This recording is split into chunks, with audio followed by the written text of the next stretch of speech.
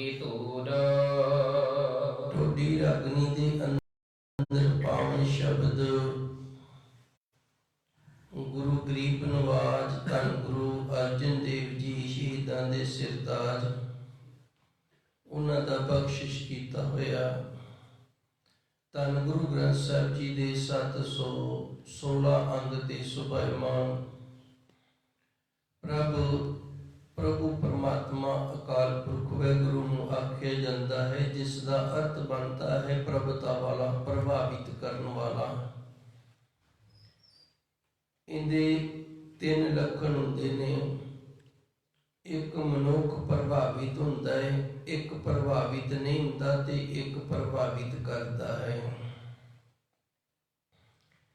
ਜਿਹੜਾ ਪ੍ਰਭਾਵਿਤ ਹੁੰਦਾ ਹੈ ਉਹ ਸੰਸਾਰੀ ਹੈ। ਜਿਵੇਂ ਕਿਸੇ ਦੀ ਚੰਗੀ ਗੱਡੀ ਵੇਖ ਕੇ ਮੇਰਾ ਮਨ ਪ੍ਰਭਾਵਿਤ ਹੋ ਜਾਵੇ ਵੀ ਮੇਰੇ ਕੋਲ ਵੀ ਇਸ ਤਰ੍ਹਾਂ ਦੀ ਹੋਵੇ, ਮੈਂ ਵੀ ਇਸ ਤਰ੍ਹਾਂ ਦੀ ਲੈ ਆਵਾਂ, ਤੇ ਇਹ ਸੰਸਾਰੀਆਂ ਦੇ ਲੱਛਣ ਨੇ। ਇਸ ਤਰ੍ਹਾਂ ਦੇ ਮਨੁੱਖ ਵਾਲੇ ਸੁਭਾਅ ਵਾਲੇ ਸੰਸਾਰੀ ਹਨ, ਕਿਉਂਕਿ ਚੰਗੀ ਚੀਜ਼ ਨੂੰ ਵੇਖ ਕੇ ਮਨ ਪ੍ਰਭਾਵਿਤ ਹੋ ਗਿਆ।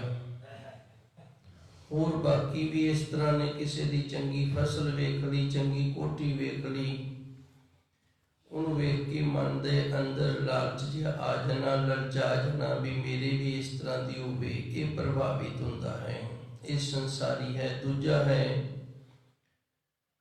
ਜੋ ਪ੍ਰਭਾਵਿਤ ਨਹੀਂ ਹੁੰਦਾ, ਜੋ ਉਸ ਦੇ ਪਾਸ ਹੈ, ਉਸ ਦੇ ਵਿੱਚ ਹੀ ਸੰਤੁਸ਼ਟ ਹੈ। ਉਹ ਭਾਵੇਂ ਚੰਗਾ ਹੈ ਤੇ ਭਾਵੇਂ ਮਾੜਾ ਹੈ, ਉਸ ਵਾਹਿਗੁਰੂ ਦਾ ਦਿੱਤਾ ਹੋਇਆ ਹੈ।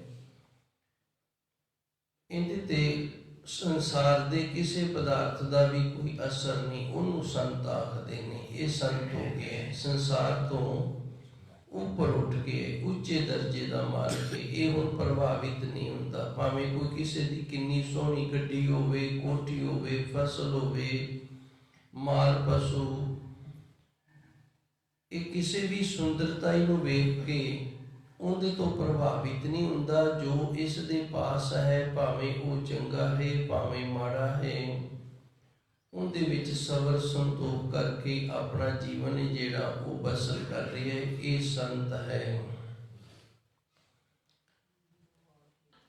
ਤੇ ਤੀਸਰਾ ਜਿਹੜਾ ਉਹ ਪ੍ਰਭਾਵਿਤ ਕਰਨਾ। ਪ੍ਰਭਾਵਿਤ ਕਿਵੇਂ ਕਰਨਾ? ਜਿਵੇਂ ਧੰਨ ਗੁਰੂ ਨਾਨਕ ਦੇਵ ਜੀ ਸੱਚੇ ਸਤਿਗੁਰ ਨੂੰ ਸੱਪ ਨੇ ਛਾਂ ਕੀਤੀ ਸੀ। ਹੁਣ ਵੇਖੋ ਸੱਪ ਹੈ ਜਿਹੜਾ, ਉਹਦੇ ਅੰਦਰ ਜ਼ਹਿਰ ਉਗਲ ਰਹੀ ਹੈ ਉਹ, ਤੇ ਸੱਪ ਦਾ ਕੰਮ ਹੈ ਡੰਗ ਮਾਰਨਾ। ਪਰ ਧੰਨ ਗੁਰੂ ਮਹਾਰਾਜ ਜੀ ਸੱਚੇ ਸਤਿਗੁਰ ਨੇ ਉਹਨੂੰ ਇਤਨਾ ਪ੍ਰਭਾਵਿਤ ਕੀਤਾ ਕਿ ਆਪਣਾ ਸੇਵਾਦਾਰ ਬਣਾ ਲਏ। ਇਹ ਗੁਰੂ ਸਾਖੀ ਤੋਂ ਬੜੀ ਵੱਡੀ ਸਿੱਖਿਆ ਮਿਲਦੀ ਹੈ। ਗੁਰੂ ਨੇ ਡੰਗ ਮਾਰਨ ਵਾਲਿਆਂ ਨੂੰ ਸੇਵਾਦਾਰ ਬਣਾ ਲਿਆ। ਕੌਡਾ ਰਾਖਸ਼ ਸੀ, ਉਹ ਵੀ ਡੰਗ ਮਾਰਦਾ ਸੀ। ਸੱਜਣ ਠੱਗ ਸੀ, ਉਹ ਵੀ ਡੰਗ ਮਾਰਦਾ ਸੀ। ਇੱਥੋਂ ਤੱਕ ਕਿ ਨਾਥਾਂ ਦੀ ਮੰਡਲੀ ਨੇ ਵੀ ਡੰਗ ਹੀ ਮਾਰੇ ਨੇ। ਪਰ ਗੁਰੂ ਮਹਾਰਾਜ ਜੀ ਸੱਚੇ ਸਤਿਗੁਰ ਨੇ ਸਾਰਿਆਂ ਨੂੰ ਪ੍ਰਭਾਵਿਤ ਕਰਕੇ ਤੇ ਆਪਣੇ ਚਰਨਾਂ ਦੇ ਨਾਲ ਜੋੜ ਲਿਆ ਸੀ, ਸੇਵਾਦਾਰ ਬਣਾ ਦਿੱਤੇ, ਸਭ ਜੀਵਨ ਬਦਲ ਦਿੱਤਾ ਸੀ। ਜਿਹੜਾ ਕਿਸੇ ਨੂੰ ਪ੍ਰਭਾਵਿਤ ਕਰਕੇ ਸੇਵਾਦਾਰ ਬਣਾ ਕੇ ਉਹਦਾ ਜੀਵਨ ਤਬਦੀਲ ਕਰ ਦੇਵੇ, ਉਹਨੂੰ ਫਿਰ ਆਖਦੇ ਨੇ ਪ੍ਰਭੂ। ਇਹ ਪ੍ਰਭੁਦਾਤਾ ਮਾਲਕ ਹੈ। ਪ੍ਰਭੂ ਦਾ ਅਰਥ ਹੋ ਗਿਆ ਪ੍ਰਭੁਦਾਤਾ ਮਾਲਕ। ਪ੍ਰਭਾਵਿਤ ਕਰਕੇ ਕਿਸੇ ਦੇ ਜੀਵਨ, ਕਿਸੇ ਦੀ ਜ਼ਿੰਦਗੀ ਨੂੰ ਬਦਲ ਦਿੰਦਾ ਹੈ, ਇਹ ਪ੍ਰਭੂ ਹੈ। ਪ੍ਰਭੂ ਇਹ ਮੇਰੇ ਅਕਾਲ ਪੁਰਖ ਵਾਹਿਗੁਰੂ, ਤੇਰੀ ਇਤਨੀ ਵੱਡੀ ਅਪਾਰ ਬਖਸ਼ਿਸ਼ ਰਹਿਮਤ ਕਿਰਪਾ ਹੈ ਕਿ ਤੂੰ ਸਾਨੂੰ ਪ੍ਰਭਾਵਿਤ ਕਰਕੇ ਤੇ ਸਾਡਾ ਜੀਵਨ ਤਬਦੀਲ ਕਰ ਦੇਣਾ, ਜੀਵਨ ਬਦਲ ਦੇਣਾ, ਉੱਚਾ ਤੇ ਸੁੱਚਾ ਜੀਵਨ ਸਾਨੂੰ ਦੇਣਾ। ਤੇਰੇ ਪੱਗ ਕੀ ਧੂੜ, ਤੇਰੇ ਇਸ ਪਰ ਪੁਕਾਰ ਦੇ ਲਈ ਅਸੀਂ ਤੇਰੇ ਚਰਨਾਂ ਦੀ ਧੂੜ ਬਣ ਕੇ ਰਹਿਣਾ ਕਰੀਏ। ਧੰਨ ਗੁਰੂ ਅਰਜਨ ਦੇਵ ਜੀ ਰਹਿਮਤ ਕਰਦੇ ਨੇ, हे ਪ੍ਰਭੂ, हे ਪ੍ਰਮਾਤਮਾ, हे ਅਕਾਲ ਪੁਰਖ ਵਾਹਿਗੁਰੂ, ਤੂੰ ਸਾਨੂੰ ਪ੍ਰਭਾਵਿਤ ਕਰਕੇ ਸਾਡੇ ਤੇ ਰਹਿਮਤ ਕੀਤੀ, ਕਿਰਪਾ ਕੀਤੀ, ਬਖਸ਼ਿਸ਼ ਕੀਤੀ, ਸਾਡਾ ਜੀਵਨ ਹੀ ਤਬਦੀਲ ਕਰ ਦਿੱਤਾ, ਸਾਨੂੰ ਉੱਚਾ ਤੇ ਸੁੱਚਾ ਜੀਵਨ ਪ੍ਰਾਪਤ ਹੋਇਆ ਹੈ। ਤੇ ਇਸ ਦੇ ਬਦਲੇ ਅਸੀਂ ਤੈਨੂੰ ਕੀ ਦੇ ਸਕਦੇ ਹਾਂ? ਬਸ ਇਤਨਾ ਹੀ ਹੈ ਕਿ ਜੋ ਆਪ ਜੀ ਦੇ ਚਰਨਾਂ ਦੀ ਧੂੜ ਹੈ ਨਾ, ਤੇਰੇ ਪੱਗ ਕੀ ਧੂੜ, ਹੁਣ ਤੇਰੇ ਚਰਨਾਂ ਦੀ ਧੂੜ ਬਣ ਕੇ ਅਸੀਂ ਰਹਿਣਾ ਕਰੀਏ ਜੀ। दीन दयाल प्रीतम मन मोहन, कर कृपा मेरी लोचा पूर। ਦੀਨ ਦਾ ਅਰਥ ਹੁੰਦਾ ਹੈ ਗਰੀਬੀ। ਹੁਣ ਕਿਸੇ ਦੇ ਕੋਲੇ ਜ਼ਿਆਦਾ ਗਰੀਬੀ ਹੋਵੇ ਤੇ ਉਹਦਾ ਜਿਹੜਾ ਅੰਦਰ ਹੈ ਉਹ ਪਾਪਾਂ ਦੇ ਨਾਲ ਭਰਿਆ ਹੋਵੇ ਤੇ ਉਸ ਨੂੰ ਫਿਰ ਅਧਿਆਤਮਕ ਦੀ ਦੁਨੀਆ ਦੇ ਵਿੱਚ ਦੀਨ ਨਹੀਂ ਆਖਿਆ ਜਾਂਦਾ। ਅਧਿਆਤਮਕ ਦੀ ਦੁਨੀਆ ਦੇ ਵਿੱਚ ਦੀਨ ਉਸ ਨੂੰ ਆਖਿਆ ਜਾਂਦਾ ਜਿਹੜਾ ਅੰਦਰੋਂ ਹਲੀਮੀ ਦੇ ਨਾਲ ਭਰਿਆ ਹੋਵੇ, ਜਿਸ ਦੇ ਅੰਦਰ ਹਲੀਮੀ ਹੋਵੇ, ਜਿਹੜਾ ਅੰਦਰੋਂ ਗਰੀਬੜਾ ਜਿਹਾ ਬਣ ਕੇ ਰਹੇ। ਜਿਵੇਂ ਕਈ ਮਨੁੱਖ ਨੇ ਉਹ ਬੜੇ ਭਲੇ ਭੋਲੇ ਹੁੰਦੇ ਨੇ, ਗਰੀਬੜੇ ਜੇ ਬਣ ਕੇ ਰਹਿੰਦੇ ਨੇ, ਉਹਨਾਂ ਵਿੱਚ ਹੰਕਾਰ ਨਹੀਂ ਹੁੰਦਾ। ਜੋ ਕਿਸੇ ਨੇ ਕਹਿ ਦਿੱਤਾ ਚੁੱਪ ਕਰਕੇ ਸੁਣ ਲਿਆ, ਜੋ ਮਿਲ ਗਿਆ ਛਕ ਲਿਆ, ਕਿਸੇ ਪ੍ਰਕਾਰ ਦਾ ਜਿਹਦੇ ਵਿੱਚ ਕੋਈ ਵੀ ਨਖਰਾ ਨਾ ਹੋਵੇ। ਜੋ ਮਿਲ ਗਿਆ ਅਚਿੰਤ ਮਿਲੇ ਸੁਖਾਏ। ਧੰਨ ਗੁਰਬਾਣੀ ਨੇ ਵੀ ਇਹੀ ਆਖਿਆ, ਅਚਨਚੇਤ ਜਿਹੜਾ ਮਿਲ ਜਾਵੇ ਨਾ, ਚੁੱਪ ਕਰਕੇ ਛਕ ਲਵੇ, ਭਾਵੇਂ ਉਹ ਸੁੱਕਾ ਹੈ, ਭਾਵੇਂ ਗਿੱਲਾ ਹੈ, ਭਾਵੇਂ 2 ਦਿਨਾਂ ਦਾ, ਭਾਵੇਂ 4 ਦਿਨਾਂ ਦਾ ਹੈ। ਜਿਸ ਦੇ ਅੰਦਰ ਇਸ ਤਰ੍ਹਾਂ ਦੀ ਹਲੀਮੀ ਹੈ ਉਸ ਨੂੰ ਦੀਨ ਆਖਿਆ। ਤੇ ਜਿਹੜਾ ਇਸ ਤਰ੍ਹਾਂ ਗਰੀਬੜਾ ਜਿਹਾ ਅੰਦਰੋਂ ਬਣ ਕੇ ਰਹਿੰਦਾ, ਹਲੀਮੀ ਦੇ ਨਾਲ ਰਹਿੰਦਾ ਹੈ, ਦਇਆਲ, ਫਿਰ ਉਹ ਪਰਮਾਤਮਾ ਉਹਦੇ ਤੇ ਦਇਆ ਕਰਦਾ ਹੈ। ਇਹ ਵੀ ਇੱਕ ਵੱਡੀ ਉਹਦੀ ਦਇਆ ਹੈ। ਜਿਹਦੇ ਤੇ ਦਇਆ ਹੋਗੀ ਨਾ, ਦੀਨ ਵੀ ਉਹੀ ਹੋਏਗਾ। ਜਿੰਦੇ ਤੇ ਪ੍ਰਭੂ ਦੀ ਦਇਆ ਹੋਗੀ ਹੈ, ਰਹਿਮਤ ਹੋਗੀ ਹੈ, ਅੰਦਰੋਂ ਹਲੀਮੀ ਵਾਲਾ ਵੀ ਉਹੀ ਰਹੇਗਾ।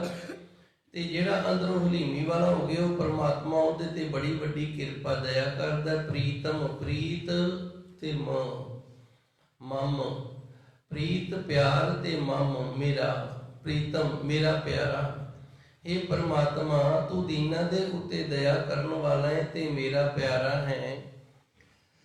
ਮਨ ਮੋਹਨ, ਤੂੰ ਸਾਡੇ ਮਨ ਨੂੰ ਮੋਹ ਲੈਣ ਵਾਲਾ ਹੈ, ਮਨ ਨੂੰ ਮੋਹ ਕੇ ਆਪਣੇ ਵੱਸ ਵਿੱਚ ਕਰ ਲੈਣਾ ਹੈ। ਕਰ ਕਿਰਪਾ ਮੇਰੀ ਲੋਚਾ ਪੂਰ, ਤੂੰ ਹੁਣ ਮੇਰੇ ਤੇ ਕਿਰਪਾ ਕਰ, ਰਹਿਮਤ ਕਰ ਤੇ ਮੇਰੀ ਇਹ ਲੋਚਾ ਹੈ, ਮੰਗ ਹੈ, ਇਸ ਨੂੰ ਪੂਰੀਆਂ ਕਰ। ਲੋਚਾ ਦਾ ਅਰਥ ਹੁੰਦਾ ਮੰਗ, ਡਿਮਾਂਡ। ਇਹ ਸੱਚੇ ਸਤਿਗੁਰੂ ਜੀ, ਮੇਰੀ ਇਹ ਅਰਦਾਸ ਹੈ, ਬੇਨਤੀ ਹੈ, ਇਹ ਮੇਰੀ ਮੰਗ ਹੈ, ਤੂੰ ਮੇਰੇ ਤੇ ਕਿਰਪਾ ਕਰਕੇ ਪੂਰੀ ਕਰ। ਤੇ ਉਹ ਮੰਗ ਕੀ ਹੈ? ਪ੍ਰਭ ਤੇਰੇ ਪੱਗ ਕੀ ਧੂੜ, ਅਸੀਂ ਤੇਰੇ ਚਰਨਾਂ ਦੀ ਧੂੜ ਬਣ ਕੇ ਰਹਿਣਾ ਕਰੀਏ ਜੀ। ਰਹਾਓ ਦਹਿ ਸਰਵਰ ਹੈ ਆਜਸ ਤੁਮਰਾ, ਅੰਤਰ ਜਾਮੇ ਸਦਾ ਹਜੂਰ।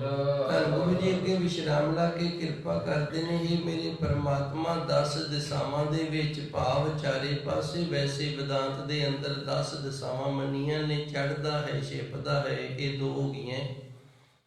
ਦੱਖਣ ਤੇ ਪਹਾੜ, ਉੱਤਰ ਤੇ ਦੱਖਣ, ਇਹ ਹੁਣ 4 ਹੋ ਗਈਆਂ ਨੇ। ਇਹਨਾਂ 4ਾਂ ਦੇ ਜਿਹੜੇ ਕੋਣ ਨੇ, ਇਹਨਾਂ ਨੂੰ ਇਸ਼ਾਨ ਵੀ ਆਖ ਦਿੰਦੇ ਨੇ, ਹੇਮਕੁੰਟ ਵੀ ਆਖ ਦਿੰਦੇ ਨੇ, ਅਗਨ ਕੁੰਡ ਵੀ ਆਖ ਦਿੰਦੇ ਨੇ। ਇਸ ਤਰ੍ਹਾਂ ਇਹਨਾਂ 4ਾਂ ਦੇ ਨਾਮ ਰੱਖੇ ਹੋਏ ਨੇ।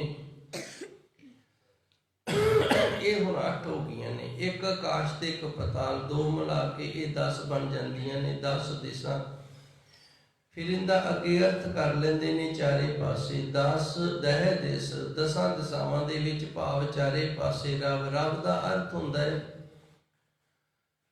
ਵਿੱਚ ਸਮਾ ਜਾਣਾ। ਜਿਵੇਂ ਫਰਸ਼ ਦੇ ਉੱਤੇ ਪਾਣੀ ਪਿਆ ਹੈ ਤੇ ਅਸੀਂ ਨਾ ਇੱਕ ਕੱਪੜਾ ਉਹ ਪਾਣੀ ਦੇ ਉੱਤੇ ਰੱਖਿਆ ਤੇ ਕੱਪੜੇ ਨੇ ਨਾ ਉਹ ਸਾਰਾ ਪਾਣੀ ਆਪਣੇ ਵਿੱਚ ਰੱਬ ਲਿਆ, ਸਮਾ ਲਿਆ, ਕੱਪੜੇ 'ਚ ਪਾਣੀ ਆ ਗਿਆ। ਹੇ ਮੇਰੇ ਪਰਮਾਤਮਾ, ਹੇ ਮੇਰੇ ਅਕਾਲ ਪੁਰਖ ਵਾਹਿਗੁਰੂ, ਜਿਵੇਂ ਕੱਪੜੇ ਦੇ ਵਿੱਚ ਪਾਣੀ ਰਵ ਜਾਂਦਾ, ਸਮਾ ਜਾਂਦਾ ਹੈ, ਇਸੇ ਤਰ੍ਹਾਂ ਆਪ ਜੀ ਦਾ ਜਿਹੜਾ ਜਸ ਹੈ ਨਾ, ਉਹ ਚਾਰੇ ਪਾਸੇ ਉਹ ਵਿਆਪਕ ਹੈ, ਸਮਾਇਆ ਹੋਇਆ ਹੈ, ਅੰਤਰਜਾਮੀ, ਅੰਦਰ ਦੀ ਜਾਣ ਵਾਲਾ, ਸਦਾ ਹਜ਼ੂਰ। ਹਜ਼ੂਰ ਦਾ ਅਰਥ ਹੈ ਹਾਜ਼ਰ ਨਾਜ਼ਰ। ਹੇ ਮੇਰੇ ਪਰਮਾਤਮਾ ਜੀ, ਤੁਸੀਂ ਹਾਜ਼ਰਾ ਹਜ਼ੂਰ ਹੋ ਜੀ। ਜੋ ਤੁਮਰਾ ਜਸ ਗਾਵਹਿ ਕਰਤੇ, ਸੇ ਜਨ ਕਬਹੁ ਨ ਮਰਤੇ ਝੂਰ। ਅੱਗੇ ਧੰਨ ਗੁਰੂ ਜੀ ਰਹਿਮਤ ਕਰਦੇ ਨੇ, ਤੇਰੇ ਜਸ ਦੀ ਇਹ ਵਡਿਆਈ ਹੈ। ਜਿਹੜਾ ਗੁਰਮੁਖ ਪਿਆਰਾ ਤੇਰੇ ਜਸ ਨੂੰ ਗਾਉਂਦਾ ਹੈ, ਤੇਰੇ ਜਸ ਨੂੰ ਗਾਇਨ ਕਰਦਾ ਹੈ, ਉਹਨੂੰ ਕਦੇ ਝੋਰਾ ਨਹੀਂ ਹੁੰਦਾ। ਸੇ ਜਨ ਕਬਹੁ ਨ ਮਰਤੇ ਝੂਰ, ਉਹਨੂੰ ਕਦੇ ਝੋਰਾ ਲੱਗਦਾ ਹੀ ਨਹੀਂ, ਉਹਨੂੰ ਕਦੇ ਝੋਰਾ ਹੁੰਦਾ ਹੀ ਨਹੀਂ। ਝੋਰਾ ਕੀ ਹੈ? ਪੈਸੇ ਦਾ ਵੀ ਝੋਰਾ ਹੈ। ਪੈਸਾ ਕੋਲ ਨਾ ਹੋਵੇ, ਲੋੜ ਹੋਵੇ ਕੋਈ, ਉਹ ਪੂਰੀ ਨਾ ਹੁੰਦੀ ਹੋਵੇ ਤੇ ਫਿਰ ਝੋਰਾ ਲੱਗ ਜਾਂਦਾ ਹੈ। ਧੀ ਦੇ ਪੁੱਤਰ ਜਵਾਨ ਹੋਵੇ, ਸੋਹਣਾ ਚੰਗਾ ਘਰ ਨਾ ਮਿਲੇ, ਇਹ ਵੀ ਝੂਰਾ ਲੱਗ ਜਾਂਦਾ ਹੈ। ਹੋਰ ਅਨੇਕ ਪ੍ਰਕਾਰ ਦੇ ਝੂਰੇ ਨੇ ਸੰਸਾਰ ਦੇ ਅੰਦਰ ਸਾਨੂੰ ਸੰਸਾਰੀਆਂ ਨੂੰ, ਪਰ ਗੁਰੂ ਮਹਾਰਾਜ ਜੀ ਰਹਿਮਤ ਕਰਦੇ ਨੇ, ਜਿਹੜਾ ਤੇਰਾ ਜਸ ਗਾਇਨ ਕਰਦਾ ਨਾ, ਇਹ ਮੇਰੇ ਪਰਮਾਤਮਾ ਸੇਜਨ ਕਬੂ ਨਾ ਮਰਤੇ ਝੂਰ। ਉਸ ਦੁਨੀਆ ਦੇ ਅੰਦਰ ਝੂਰ ਝੂਰ ਕੇ ਨਹੀਂ ਮਰਦੇ, ਮਰਨਾ ਤਾਂ ਸਾਰਿਆਂ ਨੇ ਹੈ, ਪਰ ਉਹ ਖੁਸ਼ੀ ਖੁਸ਼ੀ ਇਸ ਸੰਸਾਰ ਤੋਂ ਜਾਂਦੇ ਹਨ ਜੀ। ਧੰਦ ਬੰਦ ਬਿਨ ਸੇ ਮਾਇਆ ਕੇ, ਸਾਧੂ ਸੰਗਤ ਮਿਟੇ ਵਿਸੂਰ। ਧੰਦ ਕਹਿੰਦੇ ਨੇ ਧੰਦੇ ਨੂੰ, ਬੰਦ ਕਹਿੰਦੇ ਨੇ ਬੰਨੇ ਹੋਏ। ਅਸੀਂ ਧੰਦਿਆਂ ਦੇ ਨਾਲ ਬੰਨੇ ਹੋਏ ਆ, ਤੇ ਧੰਦੇ ਦੇ ਨਾਲ ਜਿਹੜਾ ਮਨੁੱਖ ਵੱਜ ਜਾਵੇ ਨਾ, ਫਿਰ ਉਸ ਤੋਂ ਭਜਨ ਬੰਦਗੀ ਸਿਮਰਨ ਨਹੀਂ ਹੁੰਦਾ। ਜਿਹੜਾ ਮਨੁੱਖ ਧੰਦੇ ਦੇ ਨਾਲ ਵੱਜ ਗਏ, ਉਹਦੇ ਤੋਂ ਸਿਮਰਨ ਭਜਨ ਬੰਦਗੀ ਨਹੀਂ ਹੁੰਦਾ। ਕੋਈ ਵਿਰਲੇ ਗੁਰਮੁਖ ਪਿਆਰਾ ਏ ਜਿਹੜਾ ਧੰਦੇ ਦੇ ਵਿੱਚ ਵੱਜ ਕੇ ਵੀ ਪ੍ਰਭੂ ਪਰਮਾਤਮਾ ਦਾ ਭਜਨ ਬੰਦਗੀ ਸਿਮਰਨ ਕਰਦਾ ਤੇ ਆਪਣੇ ਜੀਵਨ ਨੂੰ ਸਫਲ ਕਰ ਦਿੰਦਾ। ਪਿੰਦਰਪਾਲ ਦਾ ਆਪ ਜੀ ਨੇ ਨਾਮ ਸੁਣਿਆ, ਬੜੇ ਵਿਦਵਾਨ ਨੇ, ਕਥਾ ਵਾਚਕ ਨੇ, ਗਿਆਨੀ ਨੇ। ਕਿਸੇ ਗੁਰਮੁਖ ਪਿਆਰੇ ਨੇ ਇਹਨਾਂ ਦਾ ਥੋੜਾ ਜਿਹਾ ਮੈਨੂੰ ਇਤਿਹਾਸ ਦੱਸਿਆ ਸੀ। ਇਹ ਪਹਿਲੂ ਕਿਸੇ ਗੁਰੂ ਘਰ ਦੇ ਵਿੱਚ ਨਾ ਗ੍ਰੰਥੀ ਦੀ ਡਿਊਟੀ ਕਰਿਆ ਕਰਦੇ ਸਨ। ਜਦੋਂ ਗ੍ਰੰਥੀ ਦੀ ਡਿਊਟੀ ਕਰਿਆ ਕਰਦੇ ਸਨ ਤੇ ਉਦੋਂ ਇਹ ਦੋ ਨਿਤਨੇਮ ਕਰਿਆ ਕਰਦੇ ਸਨ, ਇੱਕ ਦਰਬਾਰ ਸਾਹਿਬ ਦੇ ਵਿੱਚ, ਇੱਕ ਆਪਣੇ ਕਮਰੇ 'ਚ। ਕਿਸੇ ਗੁਰਮੁਖ ਪਿਆਰੇ ਨੇ ਪੁੱਛਿਆ, ਗ੍ਰੰਥੀ ਜੀ ਤੁਸੀਂ ਦਰਬਾਰ ਸਾਹਿਬ 'ਚ ਨਿਤਨੇਮ ਕੀਤਾ ਤੇ ਇੱਥੇ ਫਿਰ ਕਰ ਰਹੇ ਹੋ?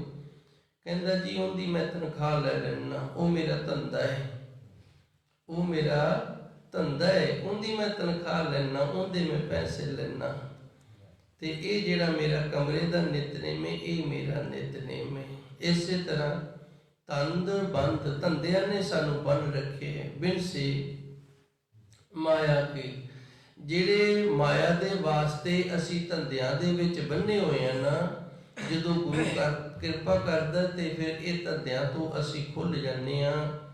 ਸਾਧੂ ਸੰਗਤ ਮਿਟੇ ਬਸੂਰ। ਸਾਧੂ ਸੰਗਤ, ਜਦੋਂ ਤੱਕ ਸਾਨੂੰ ਸੰਗਤ ਚੰਗੀ ਨਾ ਪ੍ਰਾਪਤ ਹੋਵੇ ਉਦੋਂ ਤੱਕ ਸਾਨੂੰ ਸੋਝੀ ਨਹੀਂ ਹੁੰਦੀ। ਆ ਵੇਖੋ, ਆਪਾਂ ਸਤ ਸੰਗਤ ਕਰਦੇ ਆ ਤੇ ਸਤ ਸੰਗਤ ਦੇ ਵਿੱਚ ਧੰਨ ਗੁਰੂ ਮਹਾਰਾਜ ਜੀ ਦਾ ਕਿਤਨਾ ਮਹਾਨ ਗਿਆਨ ਹੈ ਜੋ ਸਾਨੂੰ ਪ੍ਰਾਪਤ ਹੁੰਦਾ ਹੈ।